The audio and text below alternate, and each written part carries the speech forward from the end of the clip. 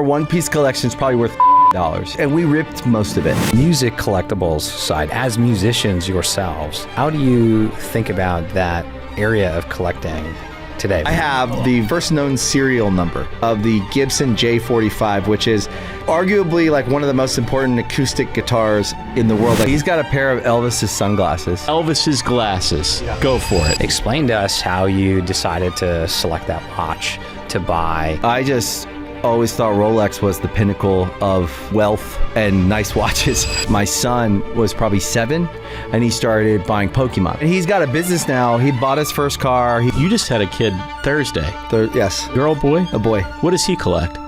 Well, he's got full name. Hey, full name. The genesis of our obsession was not having anything. And I think not being able to buy things. We're making a heavy push to take Goldmine magazine back into collectibles, #1 with records. So record grading is going to be huge. So tell us the story of this 2006 pack. Is this the most valuable card that you guys brought today? Emotionally, no.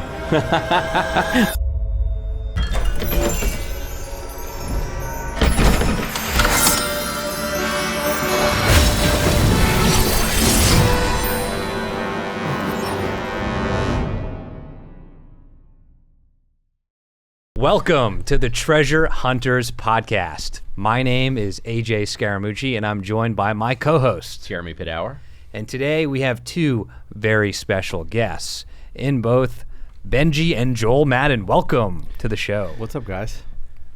Thanks for having us. Glad to be For here. everyone watching and listening, these gentlemen had to wait for at least 2 hours. We were very late today. That was Fashionably late. I have to say thank you guys. I'm sorry for You that. were rock star late. Okay. That was all right. fine. Yeah, Characteristic. we had to pull the card. Do you realize how hard it is for guys like us to actually get to talk to rock stars? This is a big deal. It's true. It is a big deal. Well, I don't get it, but thank you. Yeah, I appreciate it. So I want We'll take it. We'll take I that. want to start the podcast, though, just turning back the clock to your guys' collective childhood and just learn more about all the things that you were fans of, that you have nostalgia for, like the origins of that collector journey that even predate Good Charlotte. So I would say that is the genesis of our obsession was not having anything. And I think not being able to buy things, not being able to collect things, but having, we grew up in a very kind of far away place, kind of down in the kind of country, in the middle of the woods, kind of. That was truly. It wasn't. It was in the middle of the woods. When I say in the middle of the woods, it truly was. What state? What state is in this? Maryland. In southern Maryland. So, by the way, beautiful place. Actually, we grew up just down the road from the first English settlement in America, St. Mary's City. I could when I took my wife to where we grew up, she was blown away. Wow. She had tears in her eyes. It's She's like, beautiful. it's so beautiful. She's like, this is a magical place. I was like, hey, do you want to see a Revolutionary War graveyard? I'll show you. We could go when we were kids and dig for arrowheads. We could there was a lot of history. There was history everywhere. You could drive. Port Tobacco was one of the original ports where they would boat tobacco up the river to Washington. And it's right down the Potomac River, the Patuxent River. It's kind of right across from Mount Vernon, across the water. Over there is Virginia. So there's a lot of Declaration of Independence signers. So if you watch the Apple series about John Wilkes Booth, so all those places where he was hit out was that town. He went through Zakiah Swamp, which was the swamp our house, where our house was. We Yeah. grew up in that swamp. So wait, growing up in that area, could you come across absolute gems? I think so. I think what the cool thing about that area is, it's very, like I said, it's a very sweet place. It's beautiful. By the way, it's grown somewhat. I think when we were growing up, maybe it was 9,000 people, maybe. Yeah. Now I think it's more like 20,000 people. So it's grown a lot because it's convenient to Washington D.C. So it's about an hour and some, depending. We lived about 25 minutes down from the main town, but there is a lot of, if you do treasure hunting out there, antiques, if you I'll tell you, and we have so many friends, and uncles and family members where they'll say, "Hey man, I got this cool thing. You want to see it?" And it's like, this is a musket that was used in there, or this is a, a lot of families have heirlooms and things like that down there. There's families that have been down there for generations, like. And there's a lot of stuff still intact. And as kids, you were always. History was part of just all around you. It was just like American history was all around you. And I think when you're sort of growing up in a place where maybe it's not even known or on the map, you take what is special about it and you really hold it dear because you're like, well, where I live special too. Maybe it's not New York City, right? But like we have something really, and then it's like, I think whenever we go back there, we take friends back there, we always show them these little spots where we go, hey, do you want to see something cool? Oh, that's so cool. So I think you would go on a field trip to like Dr. Mudd's house, and it was like 30 minutes up the road, and you would drive by that house on the way to whatever. So it a lot of history, but also growing up with not a lot of money, we didn't get to collect. So when we did get things, and I still have a lot of them. I remember I had this little brown tackle box, and it's I don't know where I got it, but I got it as a kid, and that was like literally all my toys were in it. Wow. And I still have that little box in my office, and I remember telling my wife, she's like, "What's that?" And I was like, "It's actually like my toy box. This is what I had all my toys in." She's like, it's a really sweet and sad and kind of cool. That's and cool. And like AJ, buy the box right now. Buy it right now. Right now. But whenever we got the chance to collect something, we had a bunch of uncles, and they were, whenever they came around, they'd give us stuff. They were super cool, generous. I'll tell you, I'll put it to you this way: when we started the band, my uncle Lenny. Once we were serious about it, once he knew we were serious about it, we didn't have a record deal or anything, but we had been playing, I think, for like a year.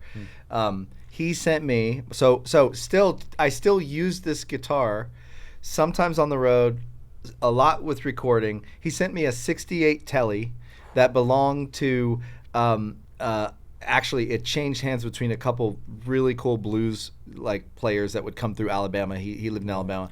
And that he sent me the 68 Telly thin line and a Soldano Hot Rod 100, which at that time and even now it's a hard amp to get a hold of. Like this was before they scaled their production and it was like hand wired and everything. He said, "This is all you'll ever need," and he was right. By the way, part of our whole sound, everything. So a 68 Telly, it's a 1000% collectible that like changed hands between these blues players, and my uncle sent that to me.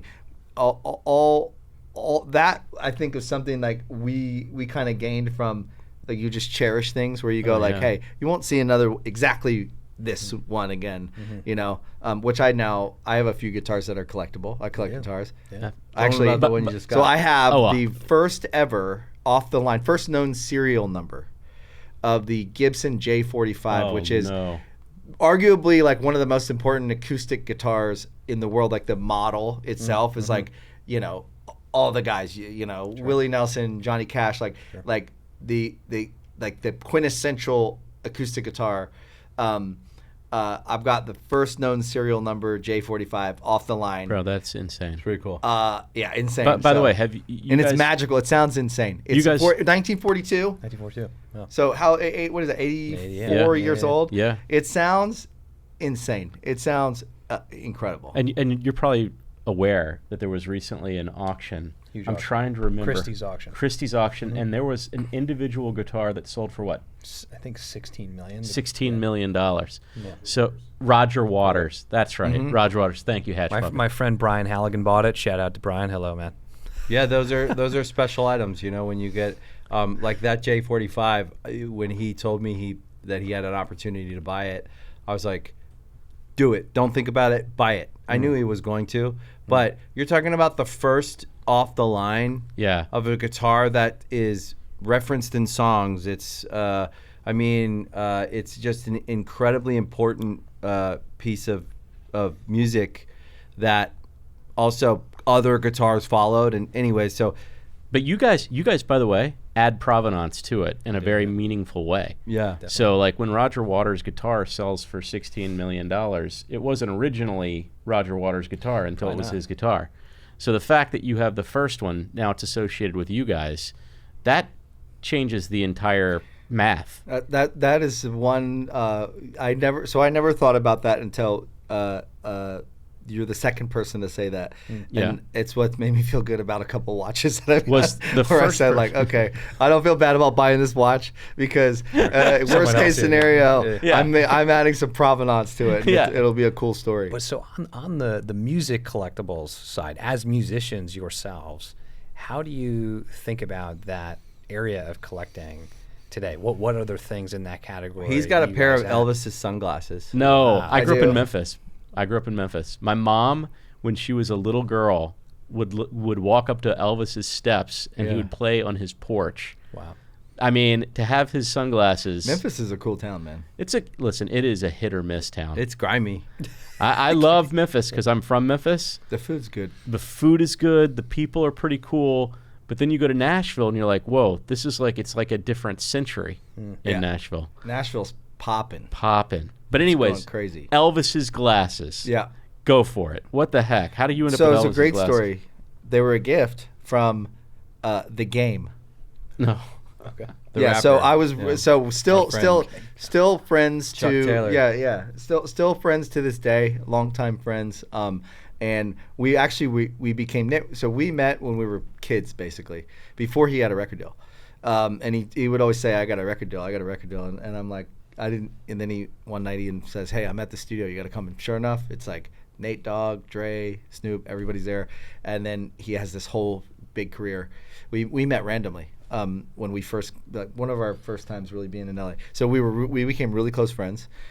He said he was going to move on to our street. We lived on a street in Glendale. He said he was going to move on our street when next house came up for sale. A house came for sale. I called him. I said, there's a house for sale. He's like, call the guy. Tell him I want to come see it. I'm like, so I called the guy on the sign. He came. He said, I'll take it. So Wrap it up. There was a few years where we were really. He's no joke though. He's also like a gangster rapper. Yeah. So like it but was always he's- interesting. He's definitely but he's definitely protects, I think, probably certain friends of his from certain things. Well, he knew we weren't, and it was interesting to see him navigate being like truly West Coast gangster rap from Compton, and then hanging out with these guys like us, Or like in a pop punk band. and like he was very good. He was very good about like. He loves us though. Yeah, man. yeah. I was saying, I love he's him. very like he always like was very protective. He was the of best. me. Yeah, Listen, he's and we the all best. we But also, he gave me. He said he bought me a pair of Elvis's sunglasses. Wow. I mean, we all saw the From era. a dealer. Oh, really? Yeah. That's incredible. Yeah. This was commissioned for the sale. Like it was, he sold the house, you get the glasses. Basically. I mean, it was a good deal. I mean, we've all seen the Aerosmith Run DMC video. It's about time you guys do a collab and get this thing over with. We want to see that one. Yeah, well, we're down. We're down. We're Breaking news. yeah. Yeah, I don't know. Yeah, I feel like We have a lot of collectibles, but there's something about the card space. There we go. For us, we also, I think for us, it takes you back to your childhood. Mm-hmm. And there's something about it that I think we talk about it all the time. Like, anyone can do it. anyone has a chance. They have a shot. There's like Willy Wonka, man. It's like anyone that's what can we do love it. about it. It's the Willy Wonka. It's the kid could buy a pack and rip it, and it could change his life. And I love that aspect of that. Yeah, Yeah, that's the golden aspirational. ticket. Yeah, Yeah. sure. Yeah, and any kid, and any kid can get a pack, and I think that's something that is, if we're looking at it from just a purely like heart and soul, like lens, it's amazing. If we're looking at it from it's something that can go on and on and on. So anyone can get a pack. So when your kid reaches a certain age, they get into it. You're having a good time with them. Like you can also, it's very easy. Like especially one thing we love doing is like it's very easy to like buy and just give to kids. Sure. And like it's so I think that the card space is just it remains fun. You know. So as you think about the card space when you were getting started as a collector, where did you go first and second and third? How did that journey develop, that treasure hunting journey in cards? I would say it all started with truly, I was always interested but I wasn't very good at early on in my career.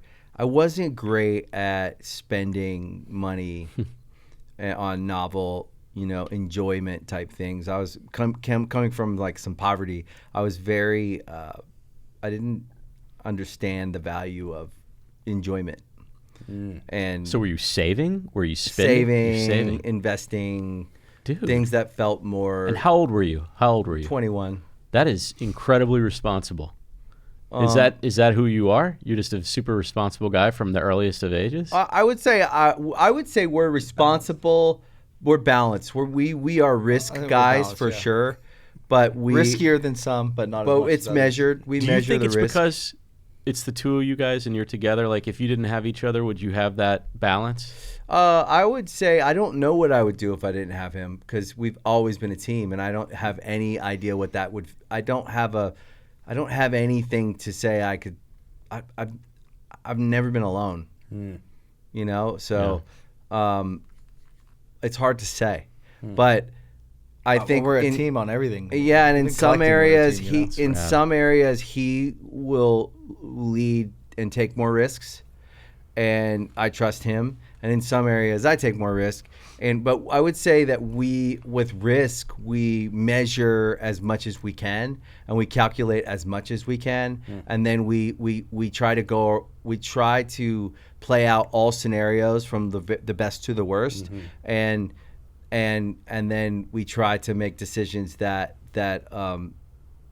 so with cards, I never got serious about collecting until my son was probably 7, and he started buying Pokemon, and then I became obsessed with him, and my son is a That's beautiful, brother. it's amazing, and then sports too. We would buy sports cards, Pokemon, and we got fully into it. And what I would say about him is he's kind of obsessive in the sense of like he learns stuff really fast. He retains a lot of information, and he could tell you anything about any card in sports and Pokemon. He could tell you anything about any era. He could explain to you. It's like an encyclopedia. Encyclopedia for sports cards, basketball, football, baseball, and Pokemon. So he's in that sense. Stats in general. He's very good. Like I'd say, prodigical a little bit in his ability to retain information like that. And I thought it was a really good thing. I found it was like not just something fun we did together, but I noticed how good he was at it. And he would know the prices of things, and he would know if they went up in price. And I was like, why are you even following the value? And he was like, he was at 7, 8, 9. He's a gamer. He's a gamer. So he's gaming everything, and he doesn't give a fuck. Yeah. He's like, he's not doing school to do school. So he's cool like that. He doesn't where care about money. He doesn't give a fuck. He just plays whatever game he's playing. Yeah.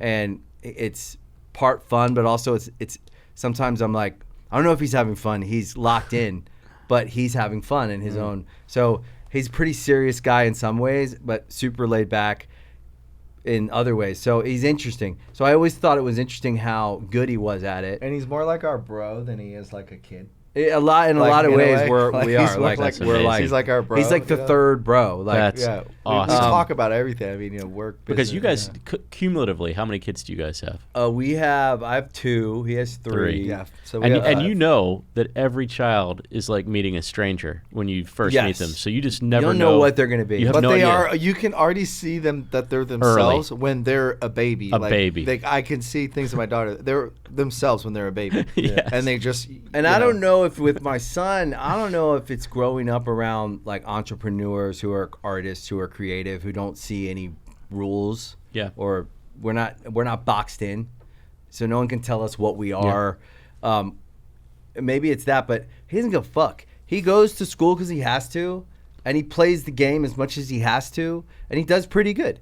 He's like, but he's not like living by that school's like social code. He's not, but he's also like good at it. So he's got plenty of friends. He's like living his life, but he also, you can tell he doesn't give a fuck. So there's something about him that doesn't feel like caged.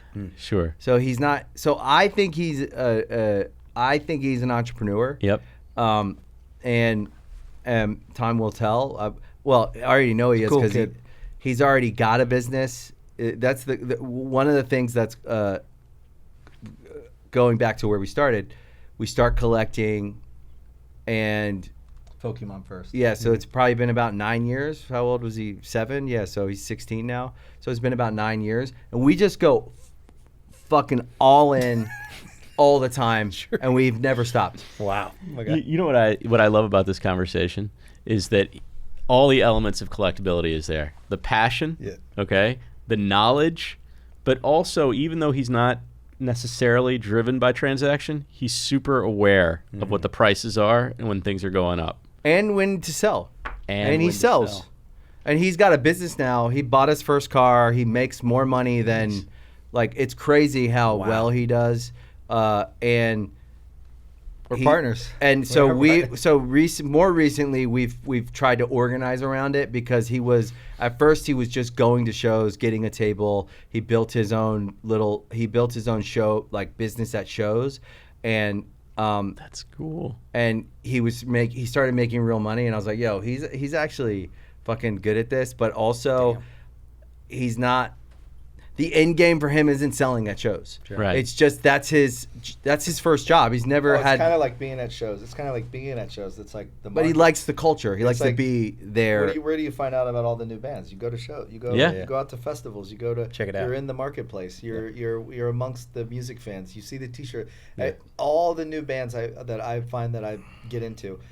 I always am looking at what shirts the kids are wearing in the crowd, and I start seeing the shirt pop. That's cool art. Yeah. What is it? You see the trends. What Yeah. band is that? That's a Yeah. cool band. Then I check them out and I that's go, "Oh, smart. this is good." I always look at the T-shirts kids are wearing. That's a very collector thing to do, by the way. you know. Yeah. Oh yeah. You're always scanning. But You're always looking you like. guys had a moment though where One Piece came about. So Sparrow and me are collecting Pokemon. We're collecting sports. We have a really great collection. And then One Piece pops up in 2022. That's right. And we watched the anime, and But he was the one telling us about. when any of the anime, right, and so when One Piece comes, we start ripping One Piece. Oh, and wait, as early as 22? Yeah, we have Right in the beginning. our modern One Piece collection is like complete. Wow. We have Dude. everything modern. everything from day one. Dude, that has, yeah, you probably have a 10x. Oh on some yeah, of that stuff. I mean our One Piece collection is probably worth $1 million, It's fantastic. and it was all just it was, and we ripped most of it. Yeah. $1 million, Ripped it- but ripped $1 it million from past. right now. Yeah. Yeah, right now, wherever that goes. Sure. But that's been from going to Fair. shows, you know. That's And so we have the One Piece collection. The Pokemon collection again also is a great collection. That's his collection. So I've never been passionate about Pokemon, Yeah. but he is. So where does he, in the Pokemon collection, where has he gone? What has he collected specifically? Are there He loves Gengars. He loves He's Gengars. got great Gengar collection. Yeah. He likes he loves vintage, but he also loves like the post vintage. Sure. You know what I mean? And then he likes the mid aughts kind of early what Pokemon is today. The beginning of that you could say 2014, 2015. He likes that era because that was when he started. So he's got nostalgia around those cards. Sure. But he loves vintage, and he trades modern. So he'll buy and sell modern, and he'll keep a card here or there that he just likes. But his personal collection is mostly vintage and like late vintage. My jam. Yeah. Vintage. What is late vintage? I would say late vintage is like 2010 to 2014. Got it. Yeah, it almost, what I'm picking up on from your son indirectly through you is the modern cards in Pokemon have a very, very high volatility. There's a Super volatile, lot of beta, right? but fun. But super fun, right? So, and it really does feel like you're day trading in some ways. It's the fun. It's the game part. That's right. Like That's this right. card is going to be in a month. It's going to be worth $2,000, right? And then it pops, and it is, and then it drops, and then some of them level out and start climbing, and like Again, that. sure. The Umbreon, right? There you go, Moonbreon. Yeah, exactly. Yeah. Right. So you got that card for $800 4 or 5 years ago. That's right. 4 years ago, probably 3 years ago, whatever. The older you get, everything just starts going like, was it 3 years ago or 10 years ago? Sure. But and now it's worth 4.2, right? So those kinds of cards emerge. Yep. And 1 or 2 every season, right? Yep. And he's good at seeing those. Yeah. But he loves to buy and sell because he also loves the culture. So That's right. the kids who are buying, he's into it. He sees that the 11 or 12-year-old who's buying his first big $500 card, and he likes giving that kid a deal. Like he's into the culture. Yeah, he loves the Pokemon community. Yeah. It's almost like the modern day lemonade stand is just a collectibles Yes. business for kids. That seems to be That's where right. Yeah, but, kids are leading. but with real money. Yeah, with real money. Like, Yeah. It's unbelievable. Like I won't dig to find out what kind of money a 16-year-old, 17-year-old can make. But if he's buying a car, I know this is real. He bought his first car, and this is the thing. He needed my credit, right? But he said, "I want to get that car," and I said, "Listen, I understand. I want that car too." But no one bought me one bought me a car, man. Like when I was 16, I bought a car out of a guy's yard for $700, and he was like, "What if I?" That was one of the drives. So I do think, again, if we go back to buying things, whether it's collectibles or a car or a watch or whatever, the aspiration of obtaining something you have your eye on is a drive. That is 1,000% dead on. And I can tell you, having had kids, I didn't grow up with money either. Lived all over the South, Mississippi, Tennessee, Virginia, Georgia, Texas, North Carolina. I can keep going. Not having money, but then having money as an adult and having kids, that aspirational element is my origin story. I imagine that was much of your drive was driven by the things that you wanted to achieve. Yeah. And how do you pass that on unless It's you important. let people be hungry a little bit? And you got to find those moments though, because they're not struggling for food, right? Like they have my Postmates. I mean, it's not, account. but also, You know what I mean? Like that's just the way it is. Like you're a teenager, you or whatever. The thing that the thing that I found with, like, it's interesting because each kid's different, right? My daughter doesn't give a fuck. Like you would think girls they want to shop, whatever. She does sometimes, but she doesn't have. It's interesting. She's different like that. Different drive. He's got his eye locked on one thing. Interesting. At a time, right? So around 15, all the guys are starting to get their license ahead of him, and he's like, "Nah, I fucking want that car. I don't want any other car." And I was like, "Well, it's never gonna happen from me." But get a job. I kind of said it like I threw it away. I was like, "Get a job," and he was like, "Okay." And then he started looking around, looking for a job. I saw him go through the process, and then he came to me. And he's like, "I think I'm just gonna start selling cards." Nice. And I was like, "Go for it." And then the next weekend, I was out of town. I remember, and I was like, "Where are you?" And he goes, "Oh, I'm in Orange County." And I was like, "How'd you get there?" He's like, "My friend drove me. He's working with me. We're selling cards." And that first weekend, he took the initiative, set up the thing, and then he just started doing it and getting more organized, like entrepreneurs do. We figure the game out, and now we're organizing around him. Now we're like, okay, you've got a thing going here, So now we made him the young CEO. Nice. So And now we're putting some resources into organizing and thinking about what the pathway is to building something that's fun, but also that we can track and we can succeed with. And we because can scaling, being at a card show every weekend is hard to scale. It's hard. Yeah. But he enjoys it, so he should do it. That's the marketing. Are you leveraging the family brand? I mean, you guys Yes, have a MDD and MDD and collectibles. collectibles. That's it. But he came up with That's that. it. He That's came up with that. good. Let me tell you something. The fact that was his jam and that was his deal, And the fact that I'm staring at it right now and it's so clear to me as I'm looking at it, that is fantastic. And this is the cool thing about being an entrepreneur. We don't even know what it means. We know that it has to do with... You follow a feeling. You follow a feeling. You know, I love the space. And I said, right now, the business is you going to shows, selling cards, transacting online. That's scalable to a point. And you could always have that business. You could find a way to model that out so that it can run. But this something will emerge that you can scale, that you also love, that's connected to it in this space.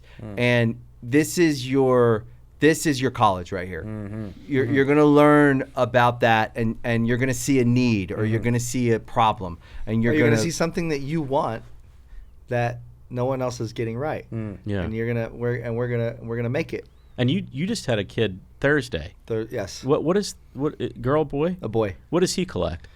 Well, he's got cool names. Hey, cool names. Hey, cool ass names. Cool names. Yeah, cool names so far. I'll tell you what. So he's gonna have a badass, One Piece collection. Yeah, seriously. Oh yeah, no doubt. Now, I mean, my 3 kids I'm gonna have to, but I dream about that. I know exactly which watch I'm gonna give to which kid, at what age, when they either, get married, or they graduate, or they get their first, job, or whatever, certain milestones. I fantasize about, like, we both did buy sick watches every time we had a kid to give to that kid. Oh, yes. Wow. Did you really? Yeah, I bought a sick watch when Sparrow was young, and Kate, and when they're... Wait, can you be specific about the sick watch that you're talking about? For him, does he know which he one knows. it is? Yeah, Okay. he knows. Oh, yeah, that's a good call. That's a good call. He knows. And I didn't even say, when do you get it? I said, this watch is, like, for me, in my mind, I didn't have that.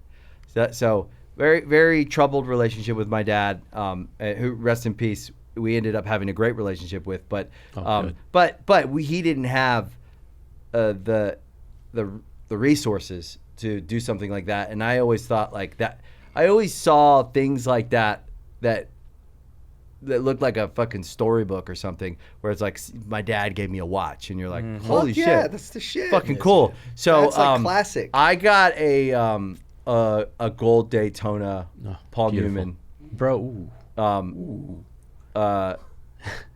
for him, that I said, one day when you achieve something, Oh my God. this will be yours. Wow. And I don't know what that means, but he knows it though. He's like, but it's not like he expects it. It's weird. It's a strange thing, because he loves that watch, but neither one of us know when that gets handed over. But I said it's an achievement, so it's something around achievement. And for those in the audience that don't necessarily have the know-how in the watch space, explain to us how you decided to select that watch to buy as a future gift. Tell us more about Paul Newman. Tell us a little bit more about the watch market generally. Sometimes it's just you get the opportunity, because It's not even that complicated. Yeah. I just always thought Rolex was the pinnacle of wealth and nice watches. Agreed. And I didn't know anything about watches. And it was 2009, and I was just like, I've never bought a watch before, and I just thought, I had a son. I want to get a watch that I could give him one day. I don't even know when I'm going to give it to him, because I don't know how old you should be when you get a watch like this. Maybe he's 30. Maybe it's when he gets married. I don't know.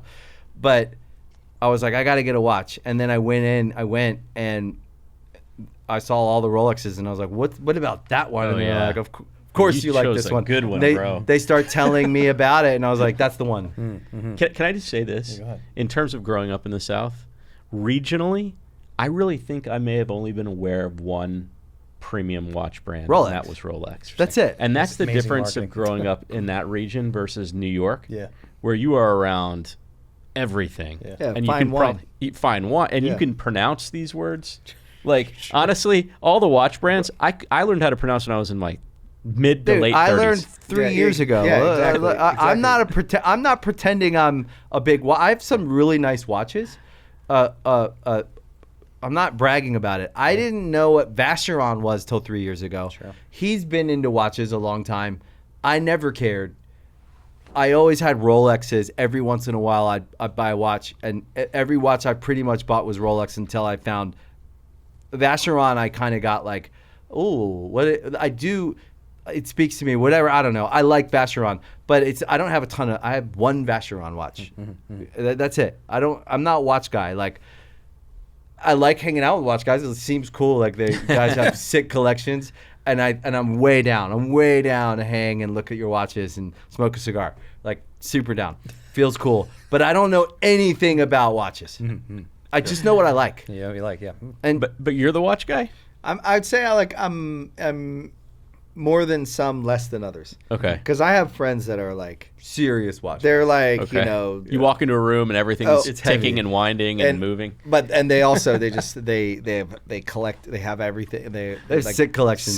sick museum collections of watches, Which is cool. It's Right? super cool. But I have a good watch collection. I love my watch collection. But so just for anyone watching, they're not at my house, by the way. Just like all my slabs are vaulted, my watches are vaulted too, and I don't mind going and taking out one at a time. Yeah. So don't think about it. Okay. By the way, you know where I'm going after this? Where's that? We're going to a vault after this to check out a new space. My buddy John and I are going to a vault after this podcast. Where's the vault?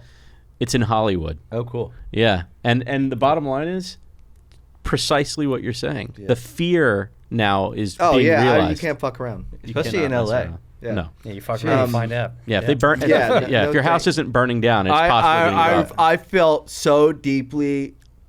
I felt so much pain for you. Thanks, man. Such deep pain for your loss, and everyone's loss. Obviously, I'm zooming all the way out and saying the loss that everyone in LA felt when they lost their houses, they lost their lives.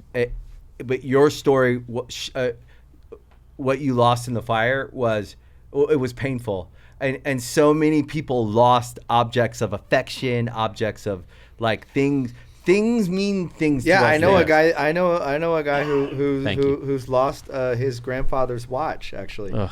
and it burned in the safe. It didn't Yeah. Didn't survive. survive, Yeah.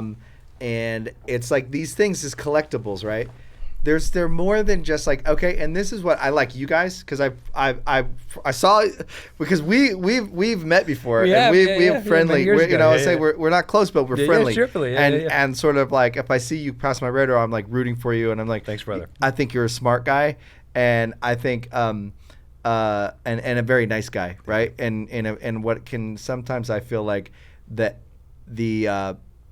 the ecosystem that you navigate, which I think you live more in some of the like investment and For sure. world that's like can be quite. I don't live in that world so much, right? I'm an entrepreneur, but we have advisors and we have guys that we kind of work with to sort of so that we don't have to be at that table all the time, right? So it can be quite a ruthless world in some way. So I was like, AJ's very like from the time I met you. So whenever you cross my radar, I'm always like kind of like, oh, I hope he's doing well. Really when I appreciate it. saw, but by the way, when I Oh, knew yeah. about the Illustrator, right? And I followed that all the way because I'm as just collector fans, right? of course. And I Yeah, I was like, "Yo, did you see that?" And he goes, "Yeah, I know him. He's a really nice guy." And I also love Right. seeing. I also love it when I see what's the next thing Logan's on. Yeah.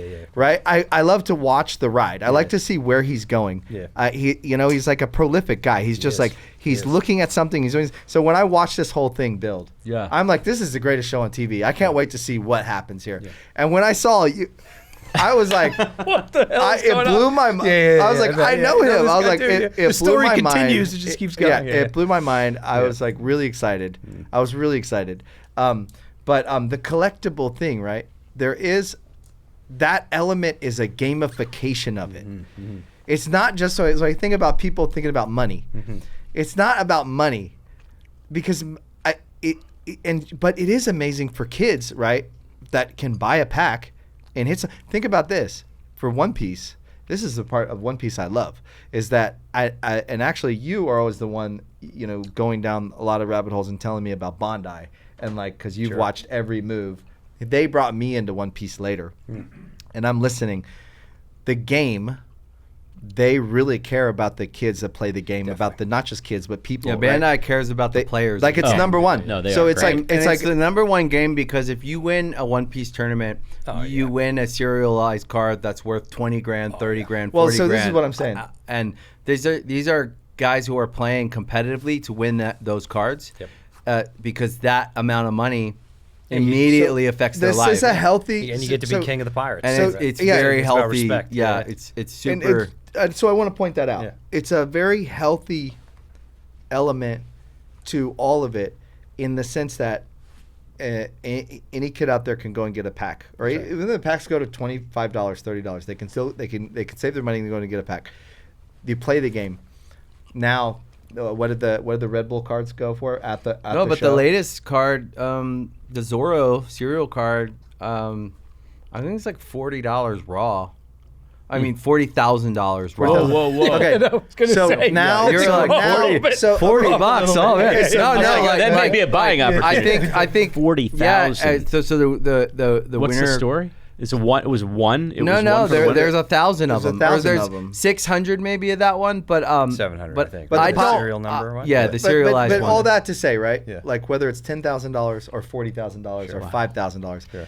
if you're a kid that's playing One Piece, and you can go to a regional tournament, or you can go to a local tournament, or you can get all the way to a national tournament, you literally have like an opportunity. It's a game, Definitely. right? And so to me, the financial aspect of it is a game. Right. It's the gamification of it. It's Absolutely. the gamification of it. I think is so healthy for Yeah. for many on many different levels, right? And so I just but at the end of the day, that's not why people. Well, I'm sure there's some people that are strictly in it for that, but I think that they're really, guys like us.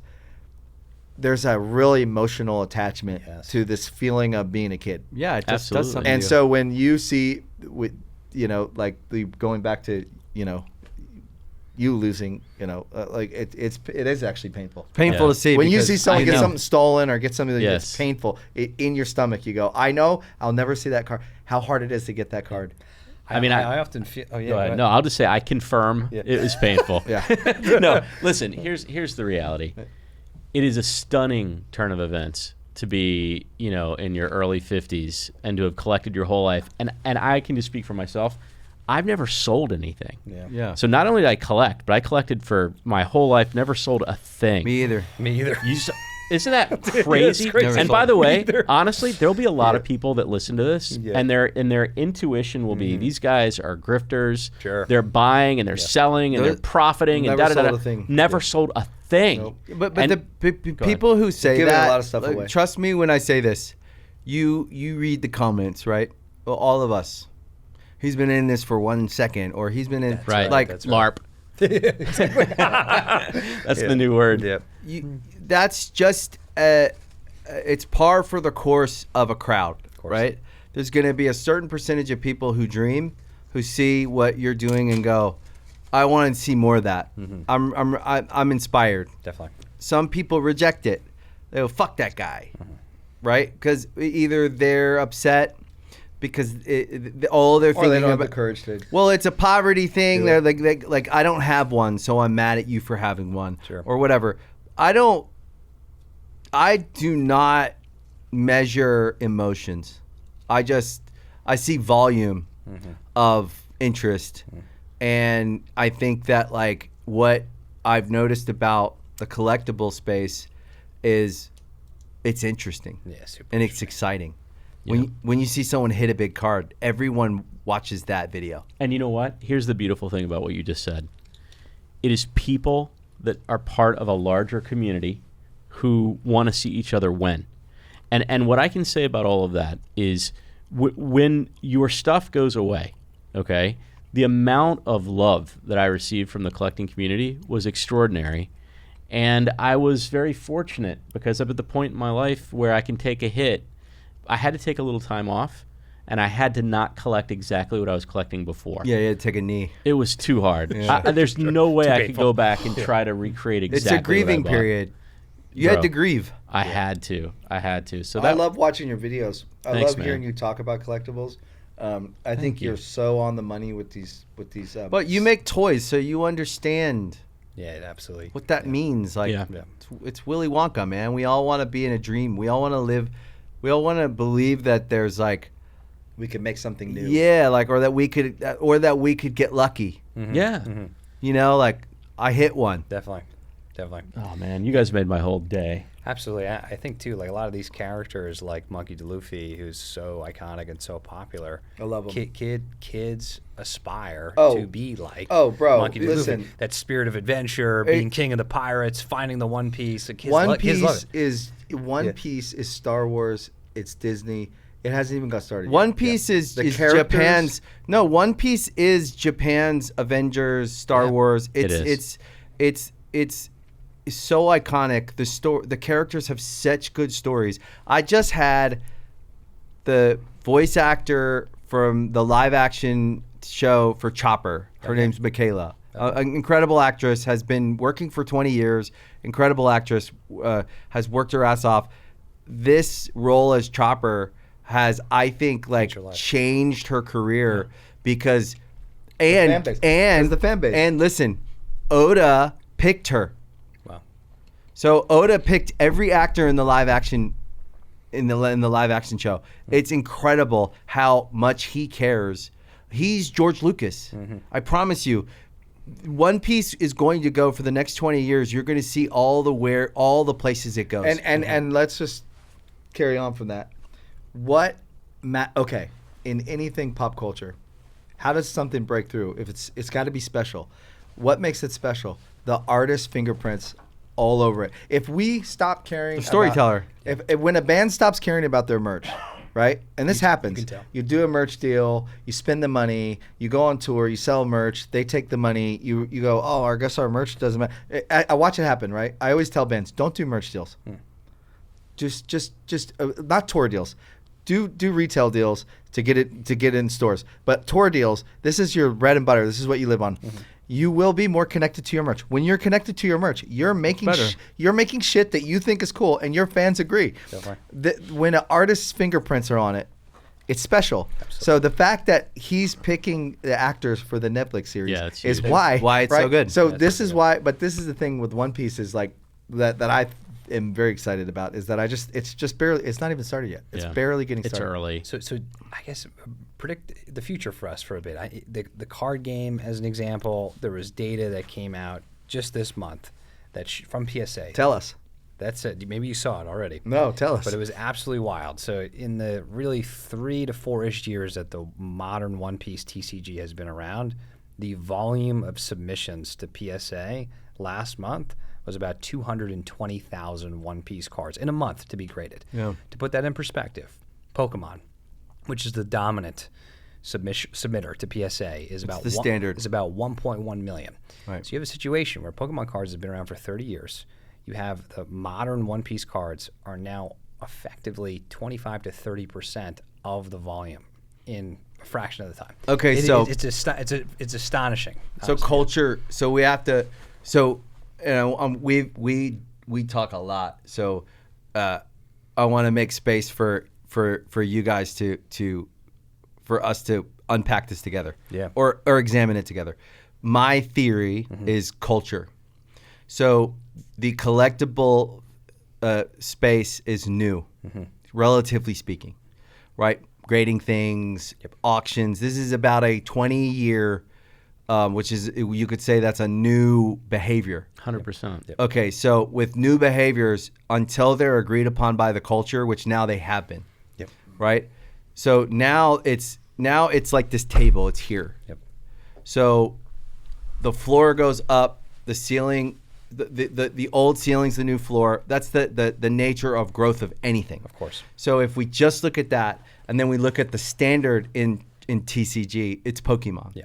So Pokemon is, now you have to examine the behavior of Pokemon across the last 20 years. Yep. And then you have to look at the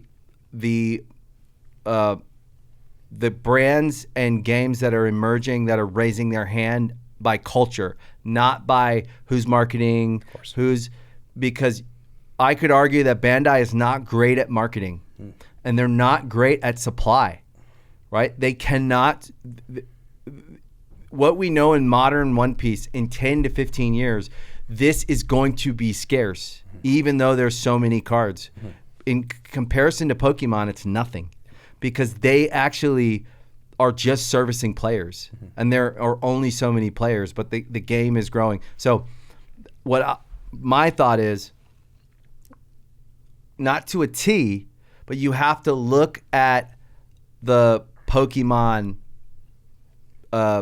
market, and then One Piece is following it, but it's going to grow faster because Pokemon was always, think about this, right? 10 years ago, we're buying all these Pokemon. I go, what are you doing? Your business manager calls. You spent $150,000 on Pokemon? What? Are you knucking futs? Right? And he's like, what is this? Pokemon cards. You're like, no, trust me. It's okay. I got you. I can draw that guy based on the voice. Yeah, go ahead. This is knucking futs. Right? So you're like, trust me. Like, it's gonna be fine. Yeah. And the ones we're buying, they are valuable. Sure. And my son calls them blue chips. Like, I think this is going to be okay. Like the guy in the video, if we were really serious, we'd be spending $250. That's right. So I've always said, have a reason you're spending the money, and if you get a return, fucking great. My reason was to spend time with my kid.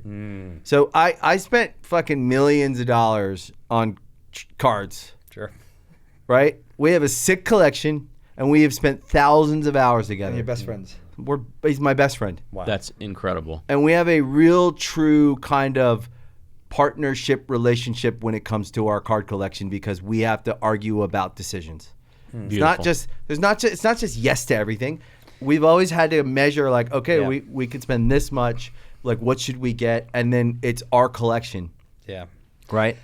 I mean, that whole monologue you just gave is fantastic, and it will be clipped and shot out everywhere, because collecting, particularly as a parent, I'm not a parent yet, but I can imagine bonding with your kids, leaning into your collective passions, building your relationship, but also having it be a nuanced learning opportunity about culture, about fandom, but also about markets. Right? And I'm not blowing my money. There was never a point where I was like, buy it all. Yeah, you're investing. But also, but the thing is like, I also think in life, even investing in anything, I just think your instincts are always going to be stronger around things you're passionate about. So actually don't do anything you're not passionate about. Don't do it like, and so for me, it's like going back to One Piece, I'm just going off feeling. These characters are amazing. Yeah. But I will say, so what I'll say is, because you came in there, the part of the story where he comes in is very interesting. So what I did was, for 10 years, the past 10 years, I've always looked at it like, okay, first we started ripping, and we spent thousands of dollars. And I was like, this is expensive. And it was a lot cheaper then, right? And we were ripping, like Topps is an incredible product. They have great product, but it's expensive. And so I said to him, I was like, okay, we're spending thousands of dollars, and I don't want my son not knowing what that means. So I said to him, this is an investment now. So we got to organize. I need to know what we're buying here. And being like a gamer, he went in and he started doing research, and he did the work, and he's like, this is the product we should rip this season for this is that, and I was like, okay. So I was trying to kind of measure, because I was also having a great time, and I didn't want to just be wild, so I started kind of tracking what we were spending, and then we got to grade everything. What should we buy graded already? What should we not chase in a rip? When should we rip? When should we buy? And measuring those things and having that conversation constantly, right? So now we have a sick collection of baseball. We have a sick collection of football, basketball, and Pokemon, and now One Piece, obviously. And we kind of know the value of all of it. And we can also argue any money that's been wasted. I would say we're probably like more than break even, but all I ever wanted was to be like 20% less than break even. That was in my mind. I was like, I'm down to lose 20% on this million or whatever over this. But if we amortize it, it was whatever a year. But when I look at the utility of establishing that level of trust with your child amazing. Is, and for life now. Yeah. I mean, by the way, that's a critical time. That's a critical period, and I mean, again, you talked about it, you touched on it, like having parents, it's an interesting and challenging relationship. That dynamic is tough. And when you're growing up in an affluent community Yeah. with money, like, it's real. I'm not going to like pretend Yeah. that like, so, and I also said to my son, I was like, you don't want to be the guy who's from a family with money trying to be like from the streets, because that's just weird and awkward. Sure. It's like, you got to be aware of the way the world sees things. It's real. There's people out there who have nothing. I come from that. And I used to look at people with money and be like, fuck you. Like, you don't know what this is. But that's actually not true either. Like, everyone has their own challenges. But if you have money, you should teach your kids how to have it, what it means, what it does buy, what it doesn't buy, And so with the card game, it's been... And also that it's not God. And it's not God. And that's not why we do things. It's a metric sometimes, and it's just a tracking device sometimes. It's just some stats. But people who are only motivated by money, it's uncomfortable and it's not fun to hang out with. And it's not enough. Yeah. Never. And it's a good lesson to learn that it's not enough early. And what you said about passion and making sure that if you collect into anything, make sure you're passionate about it. It's hard to lose when you know more than everybody else. Two things come to mind, okay? Number one, specifically about One Piece, okay? And this was a stat that I threw out there a few weeks ago in a video, which was essentially that it took Superman 90 years to sell 600 million copies and become the number one most sold, most purchased comic book of all time. It 90? took 90. Wow. 90 years-ish. Yep. You did have that. It took One Piece less than 30 to match it and beat it. Now, when you think about that, it blows your mind, first of all, the global nature of that piece of content. And when you think about the age of consumption, you're probably talking about people that are today, most of them, I would say 85% of them, maybe 90, are under 35 years old. Yeah. And you don't really start getting access to capital until after that period. Yeah. So it's going to be interesting to watch the One Piece market in that regard. I feel very bullish about it myself. Yeah. And that's the reason why I bought a couple big manga, one with Logan and I saw a few on that. Those were really smart buys. Oh, man. I'm excited about longevity on those. Yeah. But the second thought that I have goes to what you guys were talking about grading, which I thought was really well said. Essentially, when grading, the dynamic of grading comes into a category, it takes a minute for people to wrap their head around it. In trading cards, it took like 20 years. It literally did. Or longer. From like 1998 to 2018, I could talk to people about graded cards, and I'd have 50 people in the room, and 2 people would know what I'm talking about. Today, it's like 40 of the 50. Well, yeah, I know who grades cards. Now, apply that to other categories. And those emerging markets and the adoption of those markets will be a lot faster. So I invested in Steve Aoki's company, AMG. Mm-hmm. What are they grading? Album, vinyl. Vinyls. You're gonna love our other. You're gonna love our other business. So we bought Goldmine magazine. So we started. So we have a company. It's a vinyl magazine. So we have a company. We have a company called Artist Friendly Media. It started with Alternative Press. We bought Alternative Press magazine. It was 5 years ago. That has turned into we now. Along with a bunch of partners and an amazing group of people, have one of the, I would say, more developed and biggest alternative media companies in the world. We have a company called Veeps. We're the number one premium concert platform for live stream concerts. Wow. And then we have Revolver Vegan, magazine, Metal so Edge. we don't personally run those are all with some of the original editors are still there, but all of these individual properties were struggling, like most music brands in a certain time as the music formats change and cycle through. So we saw underappreciated communities of fans And so our first mission was just to rescue the magazines. But as we've gotten deeper into knowing the history of the magazines, which some we grew up with, but then some like Goldmine I didn't grow up with, but it was the Goldmine Standard was the original Record Collectors magazine.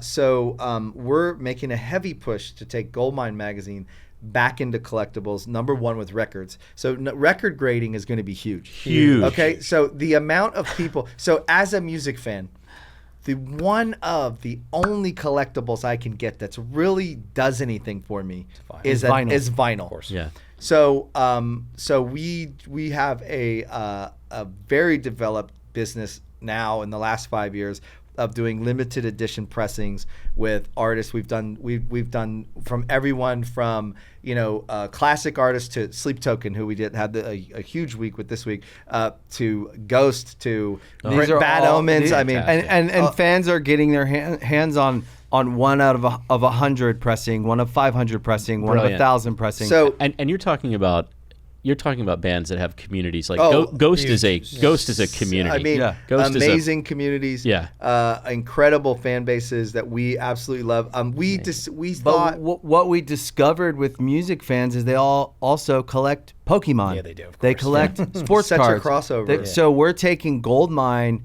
broader, deeper into collectibles. And vinyl collectors also collect cards, comics, mangas. That brand name, Goldmine, is such a great brand name. I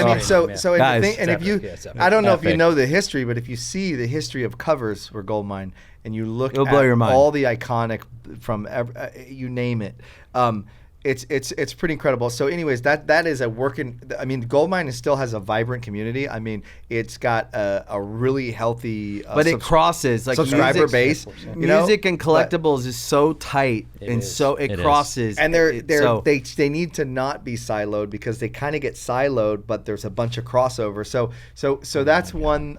That's so smart. It's one project. So we also have a very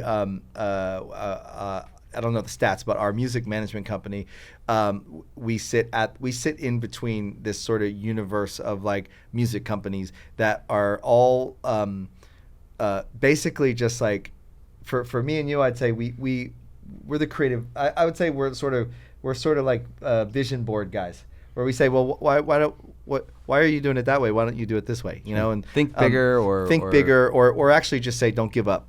Actually. We'll find the money. Or don't sell yourself short. Yeah. Don't sign a deal too early. Don't. Well, that's been the success of our music management company is because we have all this diversified business. We're not hungry for. We're not driven. We're not commission hungry. So it's we're not trying to get people to do deals that aren't good for them so that we can get that little commission or whatever. Sure. So we get to have artists wait. We get to say wait. We get to say hey, you're fucking special. Hold on to that. Don't do a deal yet. It's like when you see someone that has a card and they have a PSA 10 of this card and they need a few bucks. So you're like, don't sell that. Hold it. Yeah, Trust me, that's going up, dude. I tell that to people all the time because now we're in this One Piece vintage community. That's right. That is it's a small. I have people reach out with cards that they're selling raw, and I'm like, dude, don't sell that. Don't trust me. Go get it graded, please. This will grade well. I'll look at the card and I'll be like, go grade it. Don't sell it to me. That karma means something. I'm telling you, it does. That karma comes back to you. I'll just say, I'll tell you one way karma came back to me. Okay, I managed the Pokemon business from 2005 to 2012 at a company called Jack Specific, where I was an executive at the time before I started a toy company. And in 2016, after starting a toy company with my best friends 4 years earlier, I had failed a lot. I get a phone call. It's from Pokemon. We'd like you to pitch for the Global Master Toy Program. And I without going too far down that rabbit hole into that conversation, it was because I was always eager, enthusiastic, of service, like a good partner, like ready to do the right thing. And in that Japanese style of business, there's a desire to do long-term business when you're in that Japanese culture and that Japanese business. But I was an American, and I would hug everybody, and I used my own instincts. They loved it because it was authentic, and it was what you would expect. Like, you go and you take those classes, and they're like, oh no, this is what you do when you're in a situation with a bunch of Japanese people. You bow, you do this, you do that. And I thought, bullshit. You know what? You know what people want? Authenticity. Honesty. They want to make sure that you're honest and real. And what they see on TV of an American, if you don't live up to who you are and you try to be something else, it's all crazy. I imagine you guys are all about authenticity. I mean, obviously. I think that it's like having the faith to be yourself. Yeah. And The guts. and the guts to be like honest. And I think with the management company, the reason it's successful is because the whole MO when we started was, can we be the guys we wish we would have met when we were 18, who would have Beautiful. told us like, hey, don't do that, do It that, heals all the and little not just wounds, taking it heals. advantage of our, our naivety or of the things we didn't know. And so what I hold myself to that, like, not like because I'm some righteous guy. That no, I can't. I get sick to my stomach if I think I stole from someone. Right. If someone has something priced wrong, you know what I mean? Yeah. In fact, I have a friend, he's got a brand called Fire Fist Collectibles. He's a One Piece guy, big One Piece guy, Logan. He streams or whatnot. He's the most honest dealer I've ever met in my life. He sold me key cards that I have that are worth $30,000-$40,000 now he gave me a deal at the time because he liked my band and we were becoming friends, and he had one and he was like, I'll give you the Gold Roger for $8,000 when it was worth $10,000, right? And now that's worth $30,000. Straight up, this guy has given me value. Yeah. And You'll always do business with him. always I send people to him. I try to support his business, but I don't even know what we'll do, but we'll do something. Yeah. Because he's that guy. He's honest. He's like, he's actually loves One Piece, loves to see kids get cards, loves to see people like. So I'm just saying, I think there's something about there's plenty of those guys out there that are flipping and making money. I'm also not mad at those guys. It's part of an ecosystem. Sure. It's living in the jungle. But but there is something about Yeah. loving a feeling more than money The result. or the result. It's not about the result. It's So, about the process. But back to One Piece, I think what we're seeing with One Piece is the hyper growth is not there's bubbles inside of bubbles inside of bubbles, right? The hyper growth is more Pokemon already dug all the trenches. It did. It did all the plumbing and all the electric. So now you have the roadmap. You're right? right. So the culture's already accepted that this is how it goes, and One Piece is a great entry into the TCG market.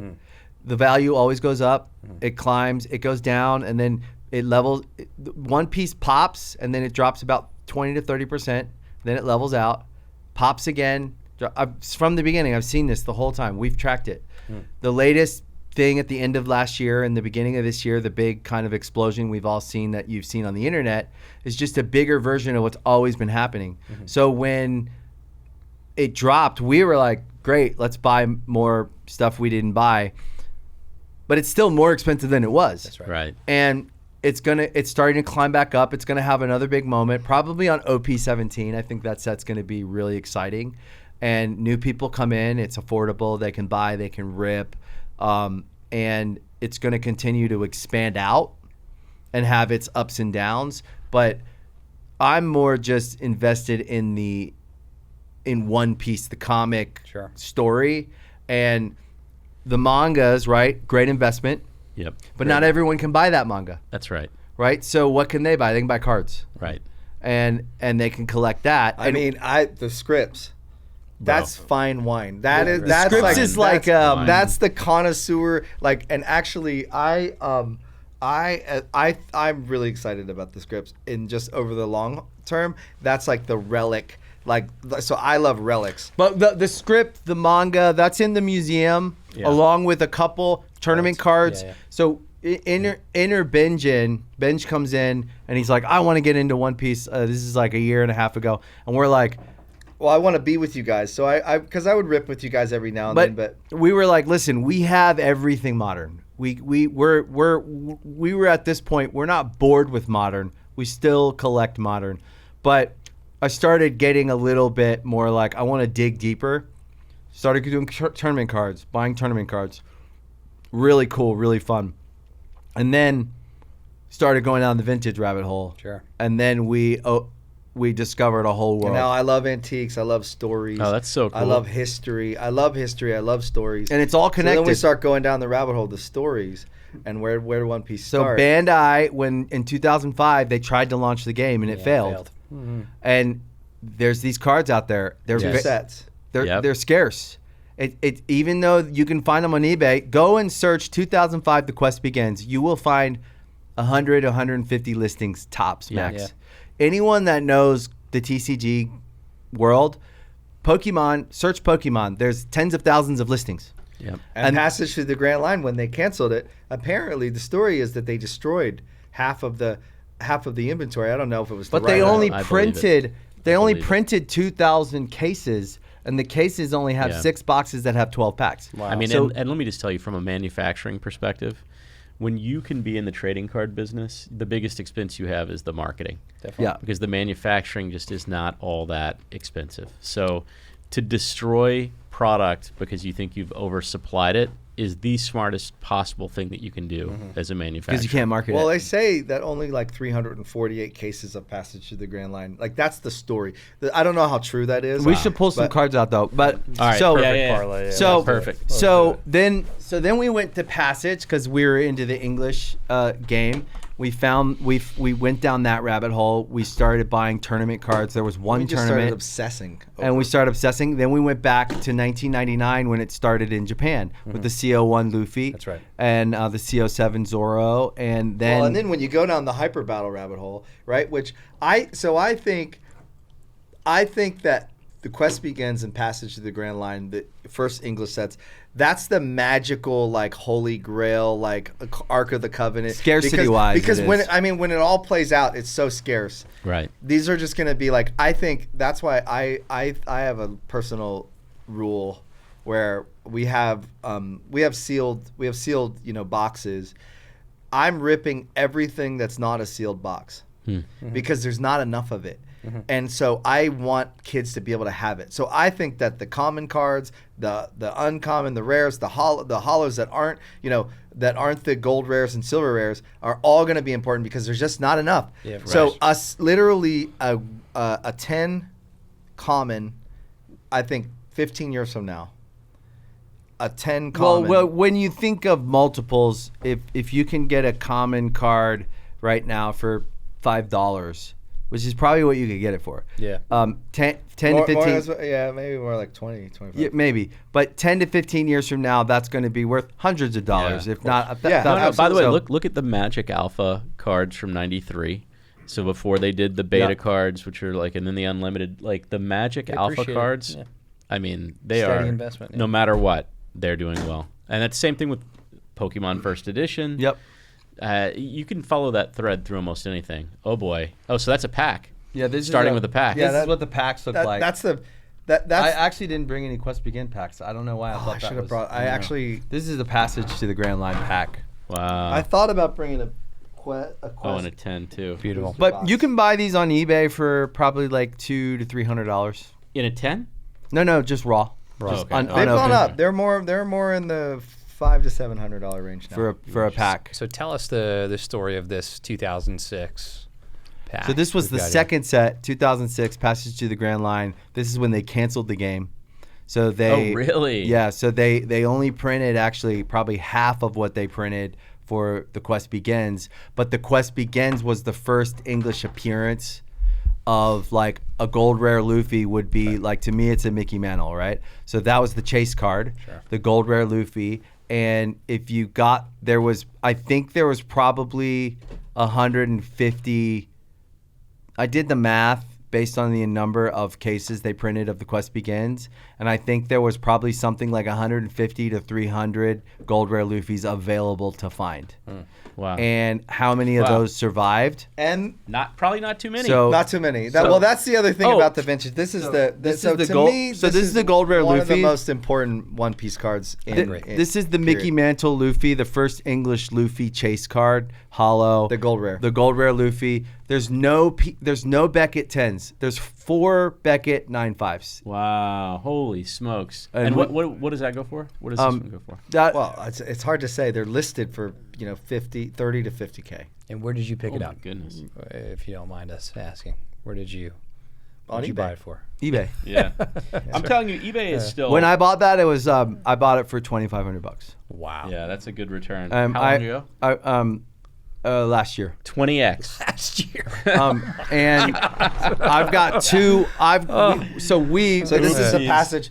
This is Passage the time. passage Luffy. And So that's this is the second set. That's the passage That's version, the passage version, which of is the- probably more scarce which than is that more one. rare than And that this one. is a 10. So then Yeah. I'm assuming that this is. Well, I think I think that actually this is a great card to go Let me after. look up the pop on because that. right now I think people that Luffy, the cover, the Quest Begins artwork is more recognizable. So that Luffy is more sought after. That Luffy's sought after, but it's not quite as revered. But there's less of that. There Yeah. is. There's less of that one. There's less of that Tell one. us though. So what we've noticed in the One Piece trading card ecosystem is Beckett seems to be the dominant player at the yeah, at the because upper, you can black at label. the upper end. Well, for modern cards. the modern you can cards. black label. Also, People collect black I think labels. that you're going to get less tins with Beckett. I think with vintage, the hard part is, like, by the way, PSA is sometimes this is. they make your whole world go around, and then sometimes they break your heart. Oh, yeah. Like anything. Sure. But the thing with Beckett with vintage is because they use subgrades. There's 11 PSA 10s of this. Oh my gosh. Wow, that's low pop. Yeah. Okay. So So what- now I'm going to what show you year? so lower and, pop. and 17 total graded. Lower pop. Oh, well, lower pop than this. 2006. I'm going to 20 show years you. old. Yeah. There's 2. Okay. So going Yeah, on from you this guys, set. This is the right So the rabbit tournament This is cards. fun. Yeah. Okay, so It's so fun because there's we- other sets. Miracle Battle's a really cool set. AR but formations. But here's the thing. There's so many sets that filter down from this that are all really scarce. Yep. There's something about this artwork, and this. Well, it's the first English, and that's for collectors who in One Piece. So One Piece specific, English is more valuable for whatever reason. This is just because of the game, and the game is so important. It happened in Pokemon It did. too. Yeah. Wait, It can I just give you one quick tip as we're on this so we don't forget it? Yeah. Forever, the English Pokemon cards post 1999 or 99 first edition were always the premium cards. It took a lot of time, but the Japanese cards that predated from 96 to 99, Catching up. oh dude, some They've of them surpassed. are They've passed. crushing. Well, I agree with that. I know that. I believe. Is there an opportunity right now with the Japanese Huge cards that opportunity. predate these? Huge op- opportunity. What year do they begin? guys, 99. But think about this. So the year's 1999. That's when it started. Okay, but the problem is, here's the thing. It's the same as the But mangas. I'm gonna. it's the same as the But I'm mangas. going to explain it. Let me explain it. The problem is this: the English cards, they're both going to be valuable, and I'll tell Yeah. you the difference. The vending machine cards were Hyper Battle. There's tens of thousands, But I see it. They didn't survive. but the valuable card in the Japanese vintage in 99, 2000, 2001, 2002. That's why you can grade. It's what's a 10.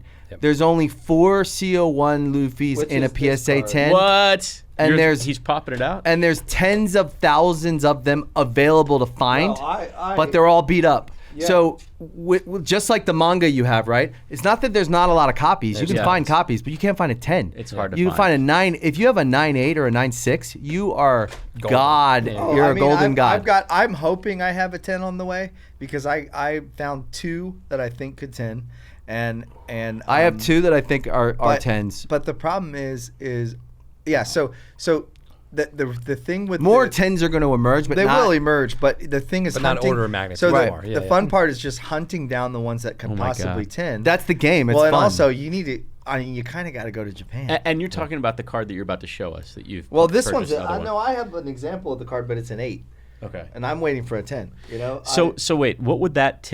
We're again. I'm just trying to catch Zoro up. Rookie. But the 99 This is a 9.5 Zoro rookie from 99 from 99. in Japanese. Yeah, so that's a 99. so that's a very important card. That's an important card. That's a grail. first in my- Zoro hollow. Yeah. That is rad. I like the fact that the art even looks more vintage. Yeah. It's very clearly older. I love the art. Now, by the way, I love this line of thought. How much have the 99s been mined at this point? This is the They've Luffy been rookie. mined. So that's an 8. Yeah, look. So that's the Luffy rookie. But 1999, again, so that's an this 8, This right? is 2 years after your manga. Yeah. But the first year the first of the year of the trading card, card. yeah. First And the year of the first trading appearance card. of Luffy in a hollow in a card, that is now there's a deeper rabbit hole. That's a whole other episode. Well, And let me understand this, though. This being the one that you said is a pop 4 and a 10. In a 10. Right? And what would a 10 pop 4 right sell now for? you could get one for 50 grand probably. That seems to be a good well, idea. no, I think Yeah. no. Listen, I think you could get no. I actually think you could probably I think right you, now I think you could get after for less. this episode. No, Yeah, probably not. But Yeah, right yeah. now, You before this airs, what would you get for what you offer? right? What's So listed I at think is you not could the probably price. get one for 20 to 25 from the Really? right guy who needs to sell. Do you know that? Do you know that guy? Yeah, we know everyone in Yeah, we vintage. should Can we- talk about that. Yeah. Yeah. All right, wait. No, see, by the way, 3 rabid dogs. Right. Okay. We have a rabid Now, dog. what you Yeah. can mine. Wait, I'm gonna blow your mind. Wait, we have guys. fun editing this, but Yeah, exactly. what you can mine Yeah, is yeah.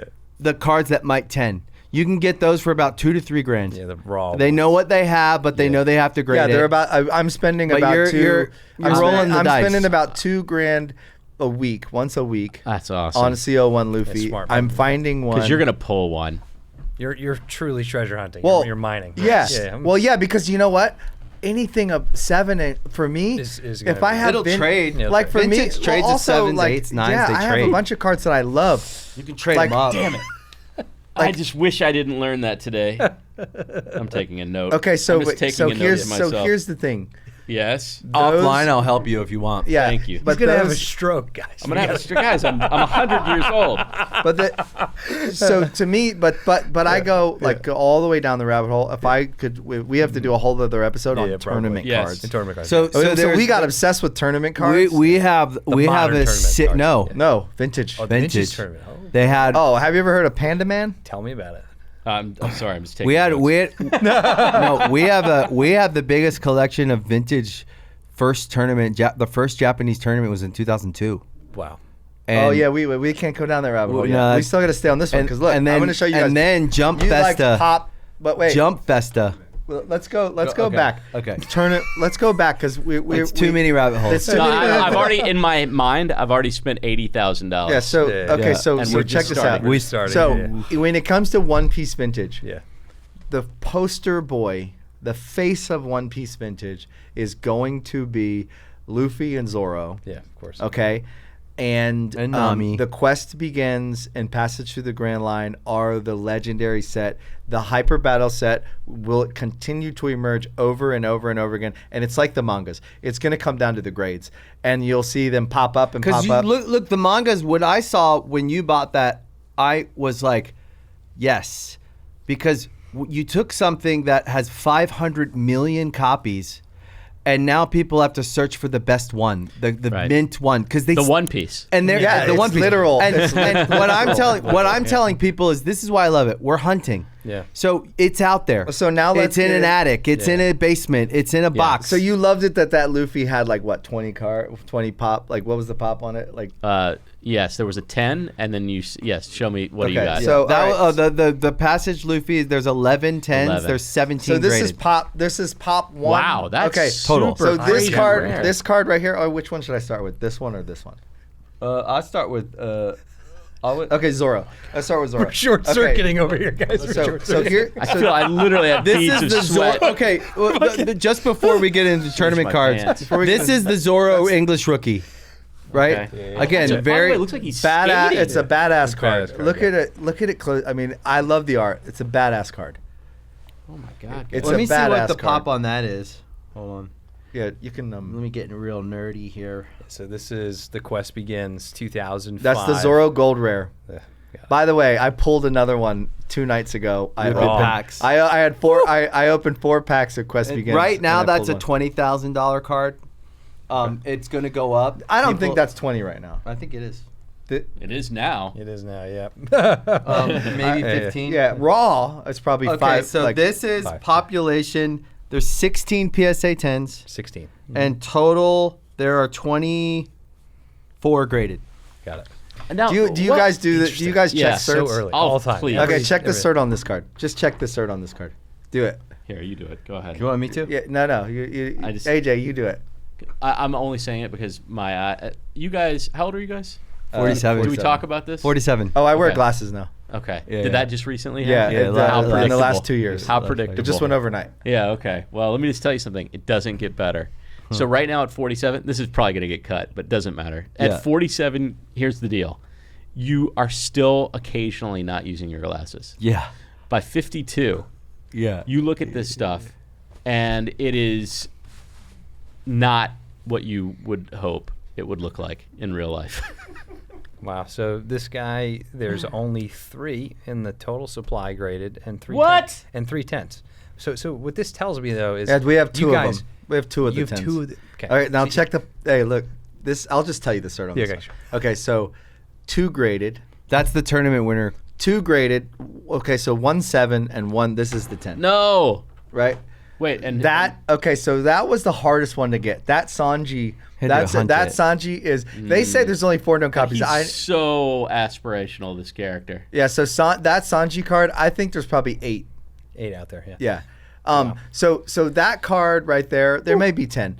But that card right there was the hardest one to get because I wanted to complete the whole set of tournament winners. Yeah. And so that was the hardest one to get. let's- wait, I'm let's just gonna back- say, AJ okay, gets a little crazy around pop 1s, pop 110s. Sure. He kind of gets a little nuts, as you know. I so- simply must have that pop one. So these are more Yeah, really exactly. super low pop tournament cards. That's a gold maging reward, a participant, tournament participant, chopper. So let's. So those are super low. So Go ahead. Wait, let AJ Yeah, get- so on the tournament business. cards. Okay, on the tournament cards. When I you've got- I 10 that Sanji, how he was. You on the phone with screamed. me. He I screamed. screamed. Are you Yeah. serious? I screamed. Squealed. Here, show that one to the camera. It Squealed was like a Comanche. squeal. It's worth it. Yeah, of course so it is. worth Of the course, squeal. squeal away. So So wait, so- explain yeah, go explain ahead. to the audience though on the tournament cards, both vintage and modern, how the tournaments are run because there's regional tournaments and then there's national tournaments and then cards are gifted in different languages and there's all these textures and complexities Right, so- associated. So, walk the I got audience some through. modern. Okay, tournament cards so here.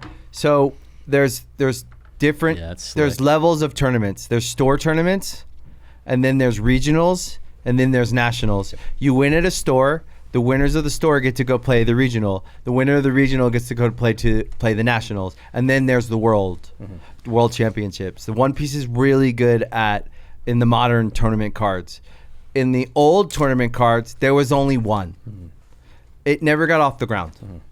And so those cards are the archetype for what everyone collects now in the modern tournament cards because it's a whole market. I think those tournament cards. I think they're really, really important in the long run. I think they're they're some of the most important One Piece cards chronologically, historically. When we get 10, 15 years down the road and you start to understand like there's people who just collect tournament cards. Yeah, and the I would love to the show na- you guys my Japanese tournament cards sick. collection. We have It's crazy.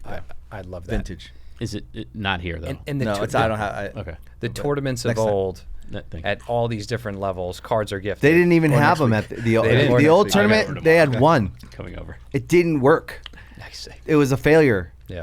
I think like not many people showed up. Not many people. It barely happened. It was a blink. It was a blip. It was like that was a failure. Yeah, these cards weren't in the hands of winners. They just it was like it was a total failure. I see. And so in the whole exercise of the set for the Quest Begins and the Passage was a failure.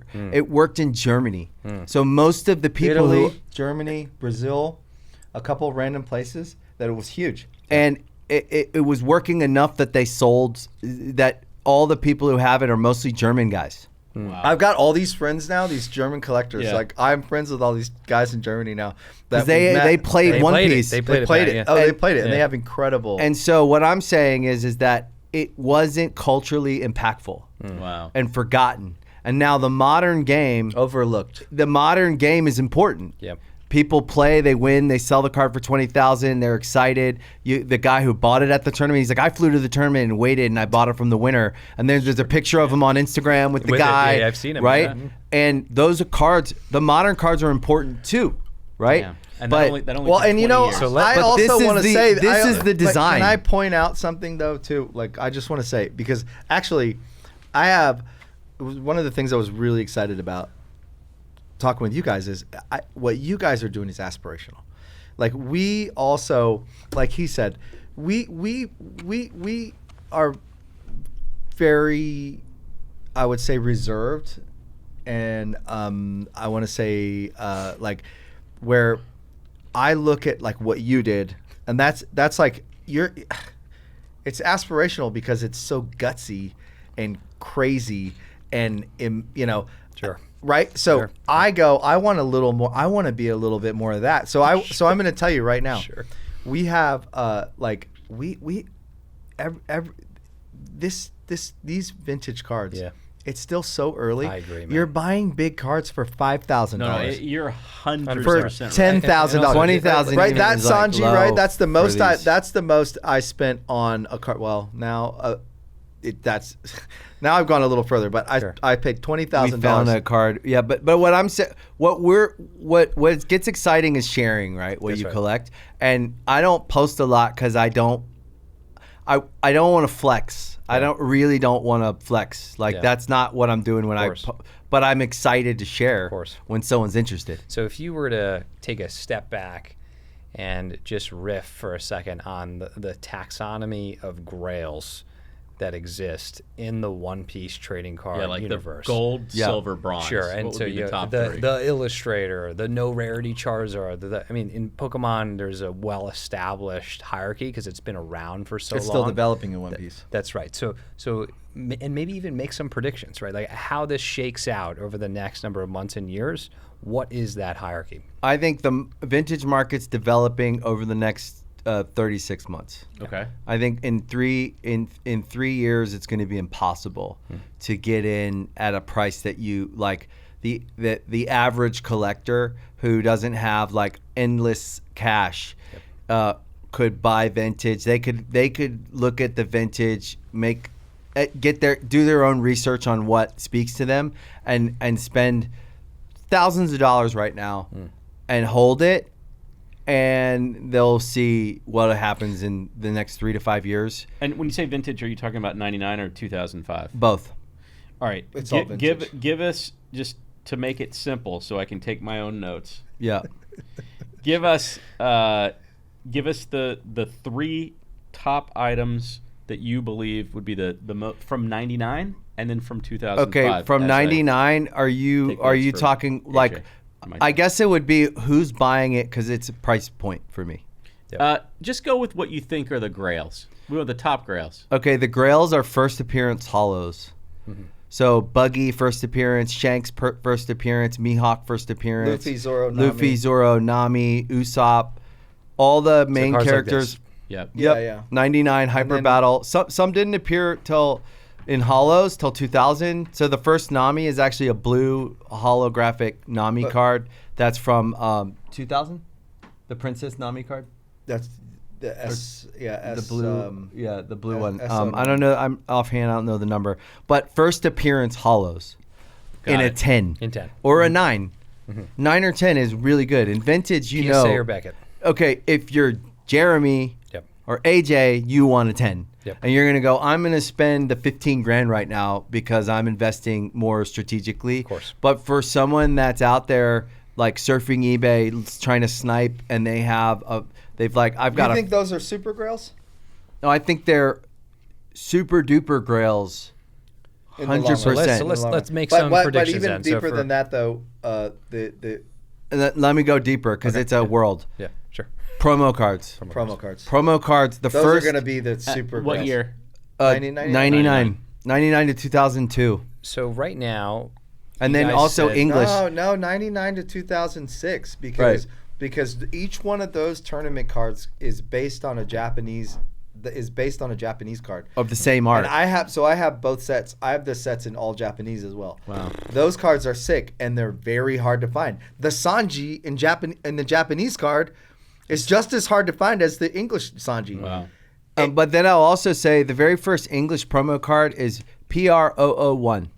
And it's Luffy eating a chicken leg. And I have a Beckett 9 of that card, and it's impossible because they came in a magazine and they got ripped out. peeled out. You can't That's take like the it out. Koro Pokemon. So here's the thing. It's Luffy not a eating hollow. chicken leg. By the way, can I just tell you something?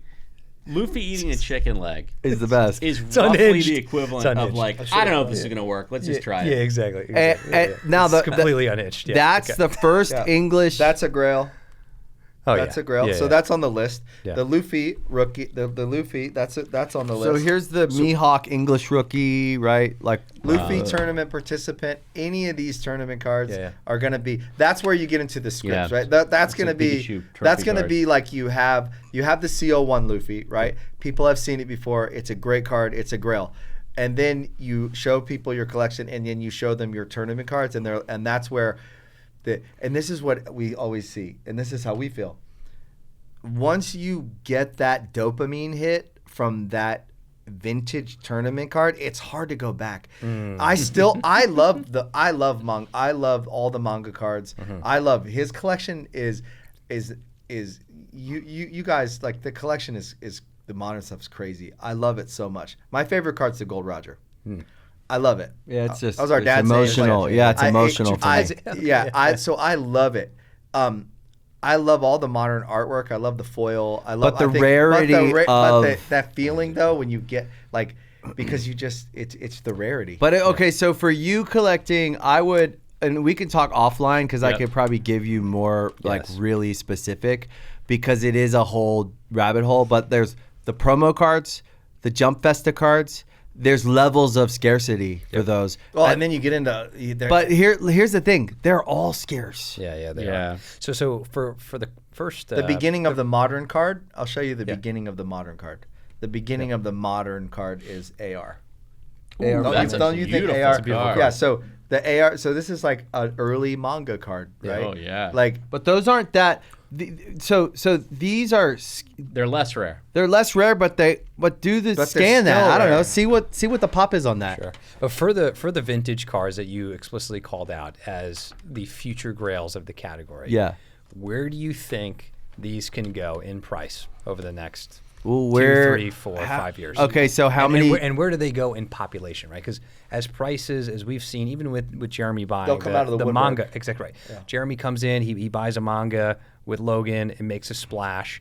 The population count of Goes the up. One Piece has rocketed. It has 2x over the last 60 days and will likely continue, right? So for these emerging categories, yes, you want to. Well, okay. So how many blast Charizards are there?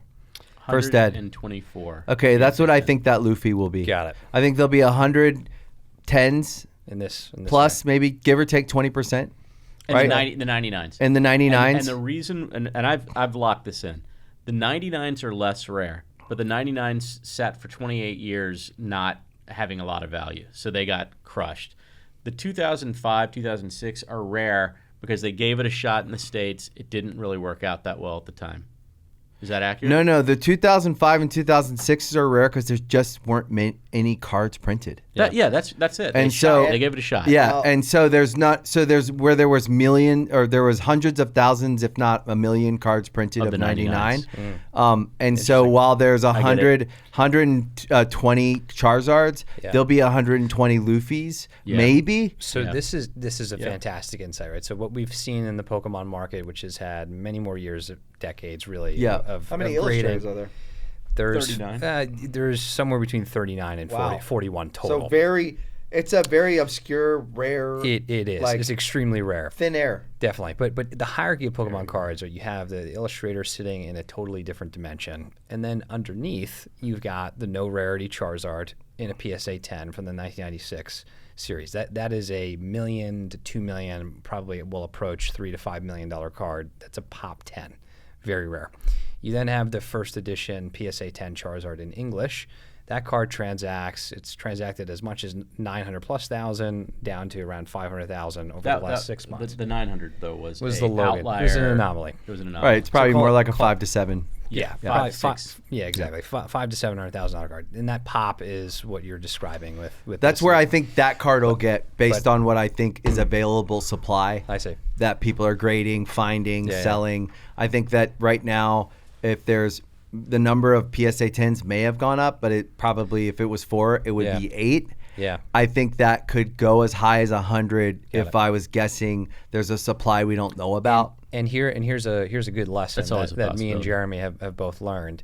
For something like the PSA 10 first edition Charizard English 1999, the pop is 124, 125 right now, but that pop climbed aggressively as there was an initial uptake. So it actually hasn't grown much at all over the last 5 to 7 years. I can tell you, in the last 6 years, it went from 120 to 124. There you go. Right. That is a So you saw an S curve, right? So it's now plateaued. Very, very few actually show it.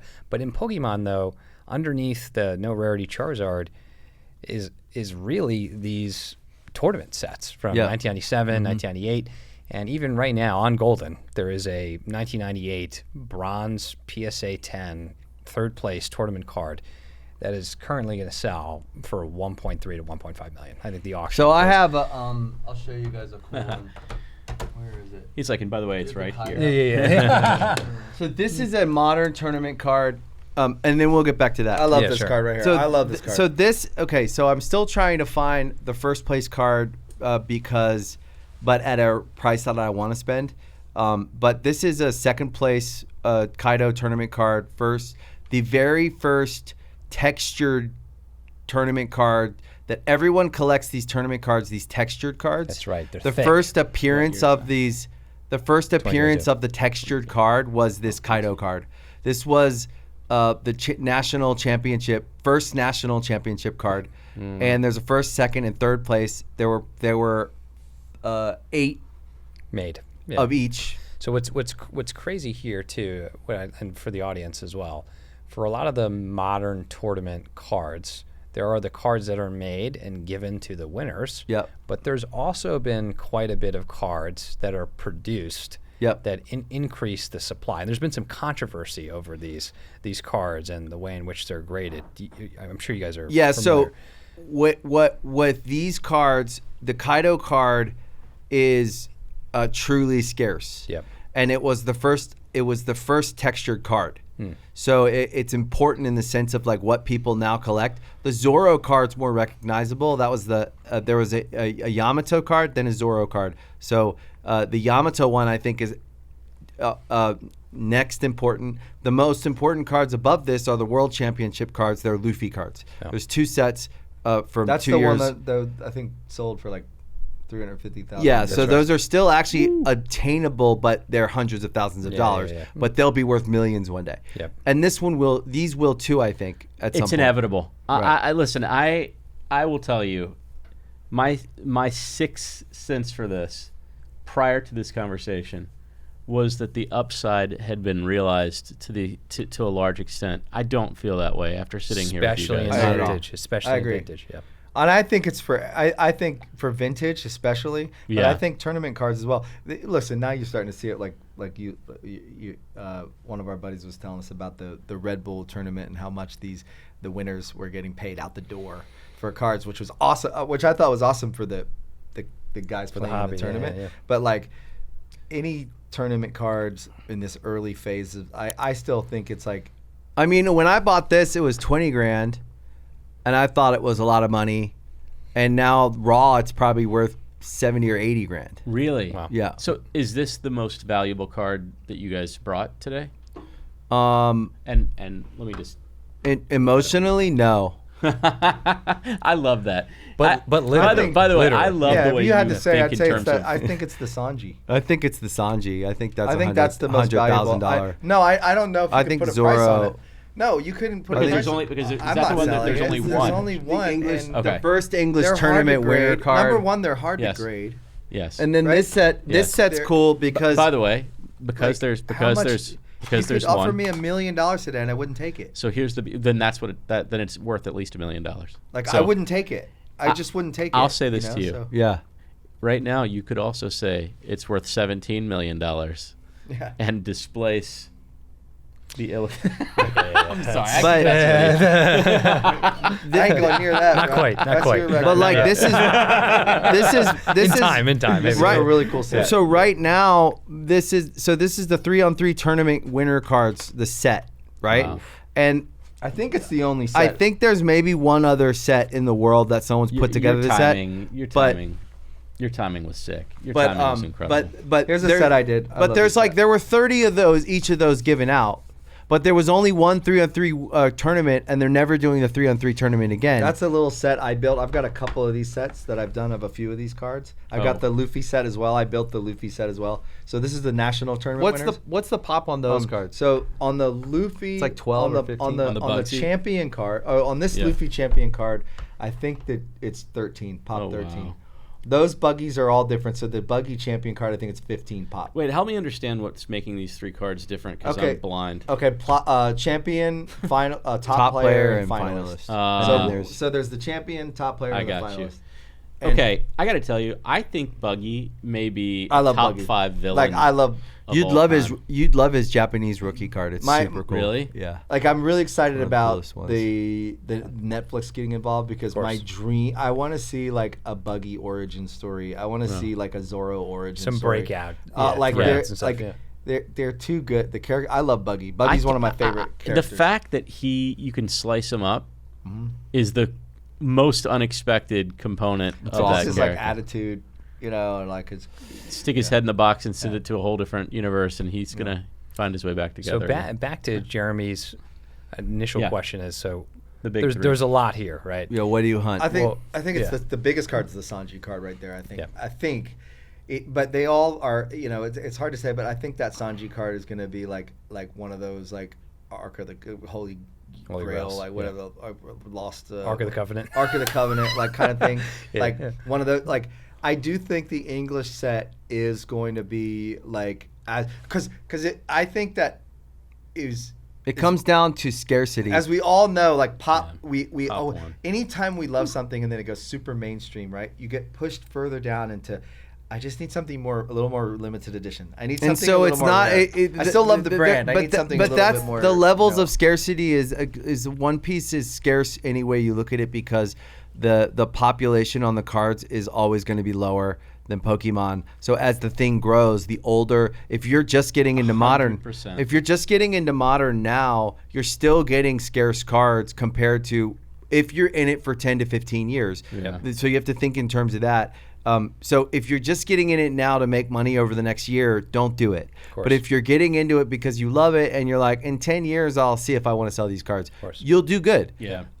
Because the scarcity is low on all of them when you look at the pop compared to Pokemon and sports, by the way. And here's where I go. The amount of collectors in basketball, in baseball, in football, in Pokemon is Expansive. it's expensive. And so I think people there's a mindset of fear that you can't get into collecting if you're going to be afraid or like I said, like don't spend money you can't lose Right. or that you need back quickly. Yeah. Right. If you need to be liquid, stay liquid. But if you love it, like we love it, and I tell my son, like one day we're gonna have to sell something, Yeah. right? That day will come, we'll sell something. Like we're gonna have to move something. Now he started doing it and he's doing well at it, and he knows how to differentiate what we keep and what and versus what you're just flipping, trading. Yeah. It's all trading. So with One Piece, there's the collectability of vintage Japanese is undeniable. Pokemon's proven that. Yep. The collectability of Old English is undeniable. So then you get into which cards do I collect in vintage English? Which cards do I collect in vintage Japanese? They're both important. Which manga do I collect? Well, I think this one, but others are going to emerge. There's going to be some episode or issue that suddenly people go, I didn't realize. Pop culture but in moments.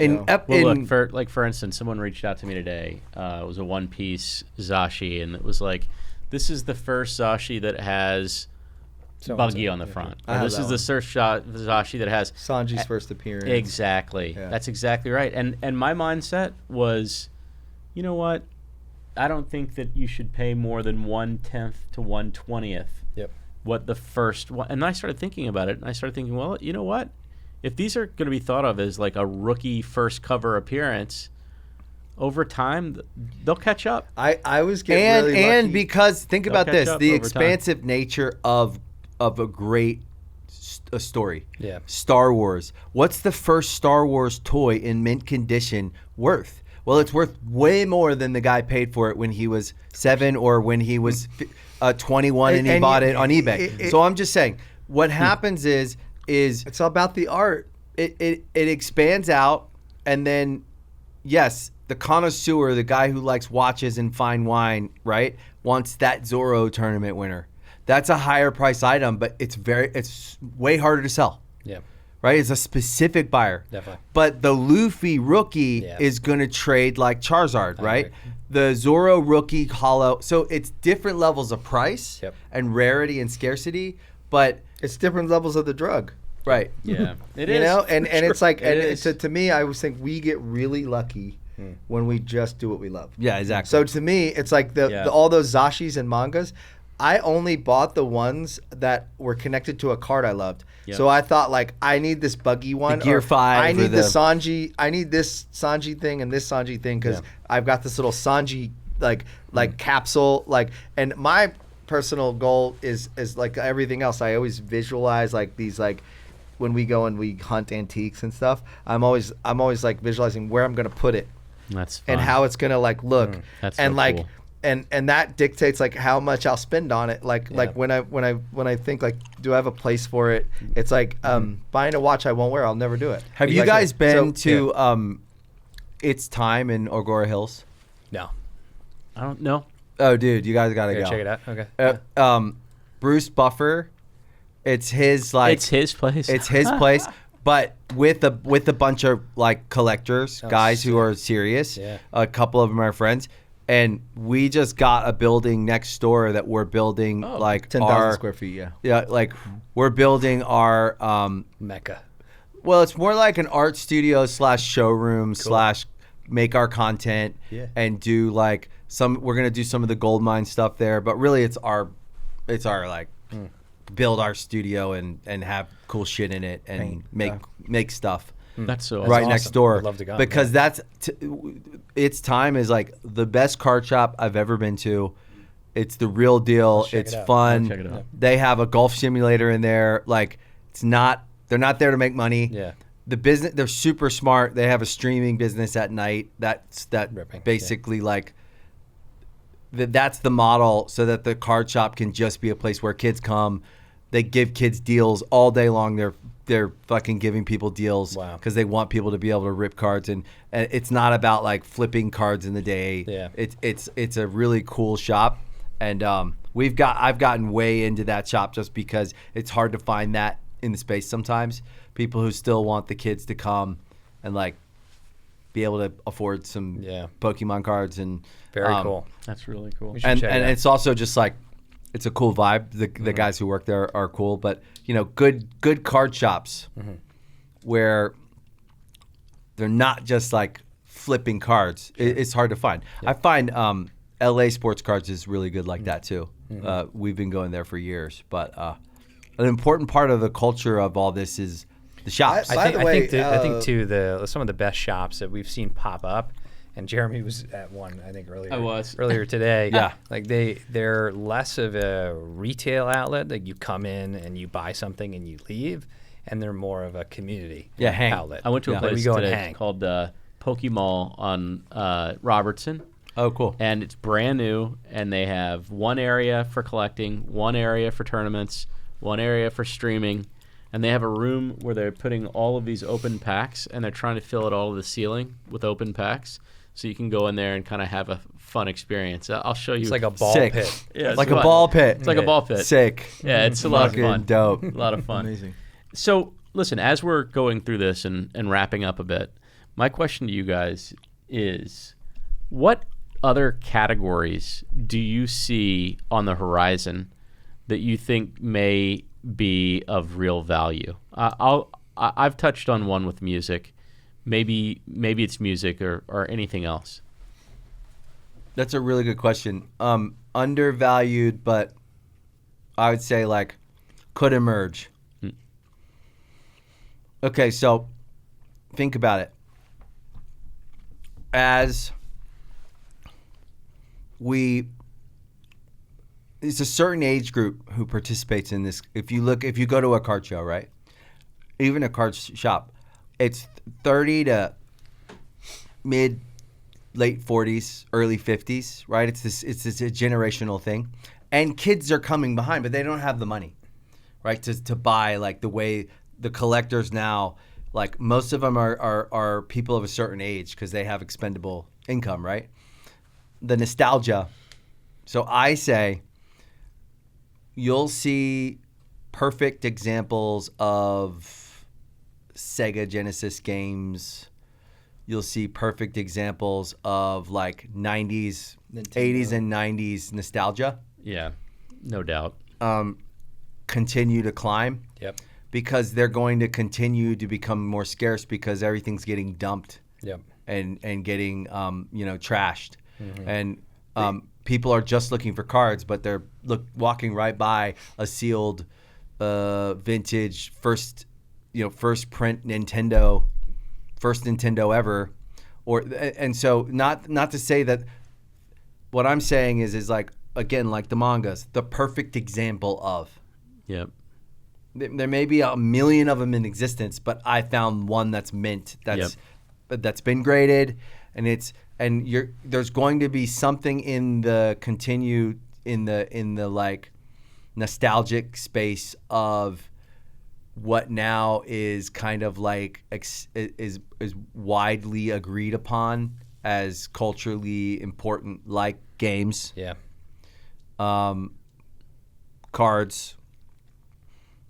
I mean, the Magic the Gathering cards are going to continue to go up, and those vintage Magic the Gathering cards are going to continue. See, Magic is interesting, right? They only care about their game and their players. Yeah. They don't give a fuck about collectors. Yeah, they don't.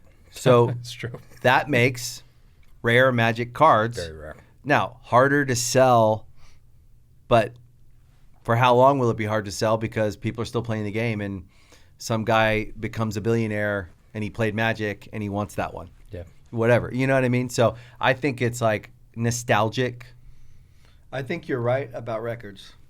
I think records is going to Yeah, the become a huge vinyls. category. Yeah. I think it's going to become a huge category that is. And CDs and tapes and things like And that. yeah, so then you go down that rabbit hole, 100%. right? So then, I mean, look at how much like original vintage tour T-shirts are from the 1997, Alice in Chains, like whatever, right? Like, By the way, on that note, just to give you guys a little kudos, I was checking out some of the vintage Good Charlotte stuff, and whether it's hoodies or T-shirts or like there's posters. I saw some posters, and like you guys have a really good collector base. And Jeremy has since cornered the market. I have. Oh. I bought the first edition. But wait, hold on. are we I have getting to a ask. shelf in your house? Yeah, you should. You will in the new house. It's pretty scarce stuff, though. We didn't print a lot of our own merch. Like Yeah. it wasn't like And easy. the toys are really rare. cool, We did one little set of Oh, toys. you did? That's Yeah. so cool. Yeah. Well, I will tell you, on a whole separate note, we just broke ground yesterday on the Amazing. house. Congrats. Yeah, congrats. Thank you very much. Thank you very much. Godspeed. Thank you. Wow. Man, well, I mean, with all that, want to thank you too for coming, and also just want to say my younger brother who's not here, him and I, like you two, have been collecting our entire lives, and it's brought us closer, and we're in business together, just like you, in a collectible company right now.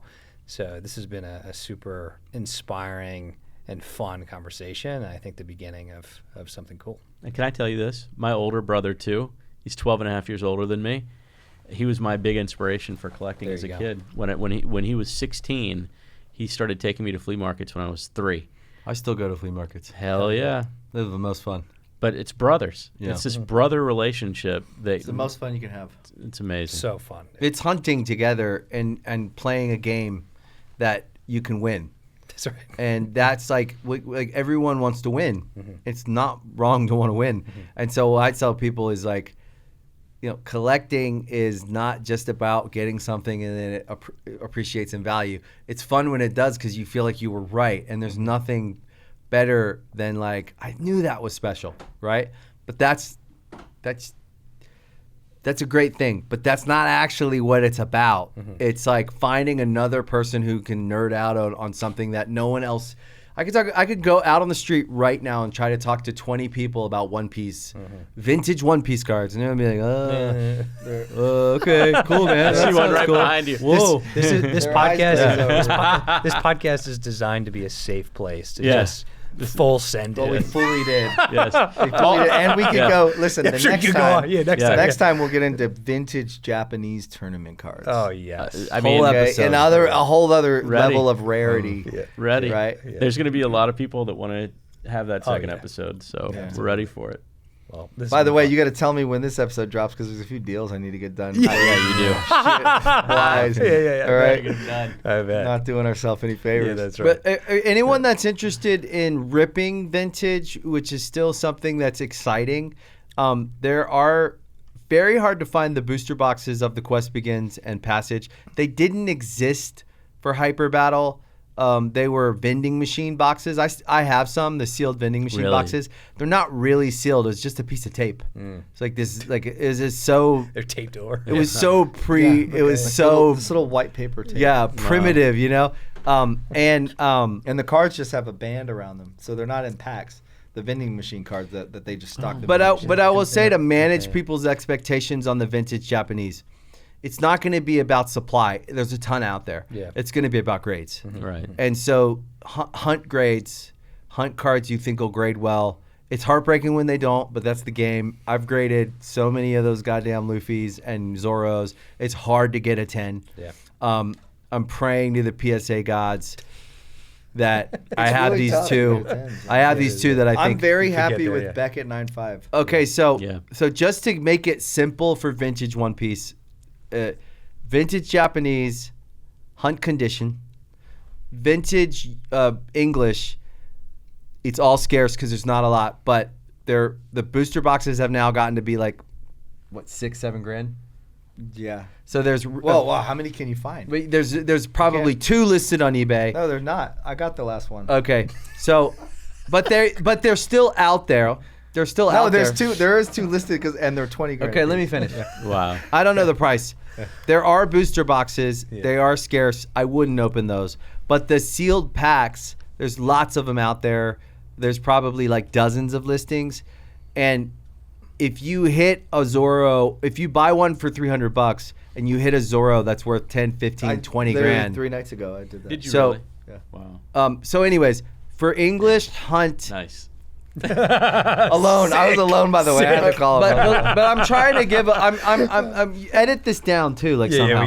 Somehow. But I'm trying to give people a takeaway for vintage English 2005 2006. Collect hollows and gold rares and silver rares. Just hunt those. They're out there. You can get deals on them. You can find a silver rare maybe for like $600 or $700 Yeah, right now. yeah.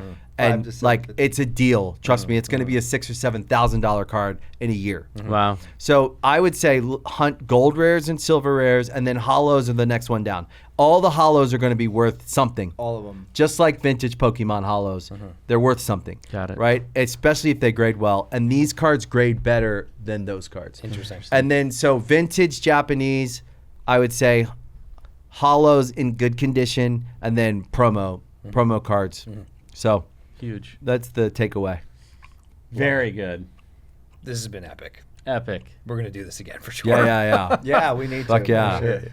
Yeah, and then We'll be on time next time. I promise. No, Yeah. don't worry. I'm gonna leave in It the was morning. worth it. thanks for having us. Joel and Benji, so good to have you on the Treasure Hunters podcast. This was an unbelievably fun nerdgasm, and we will do it again. Yeah, thank you guys. Thank you Fuck guys. yeah, thank you guys. Fuck yeah.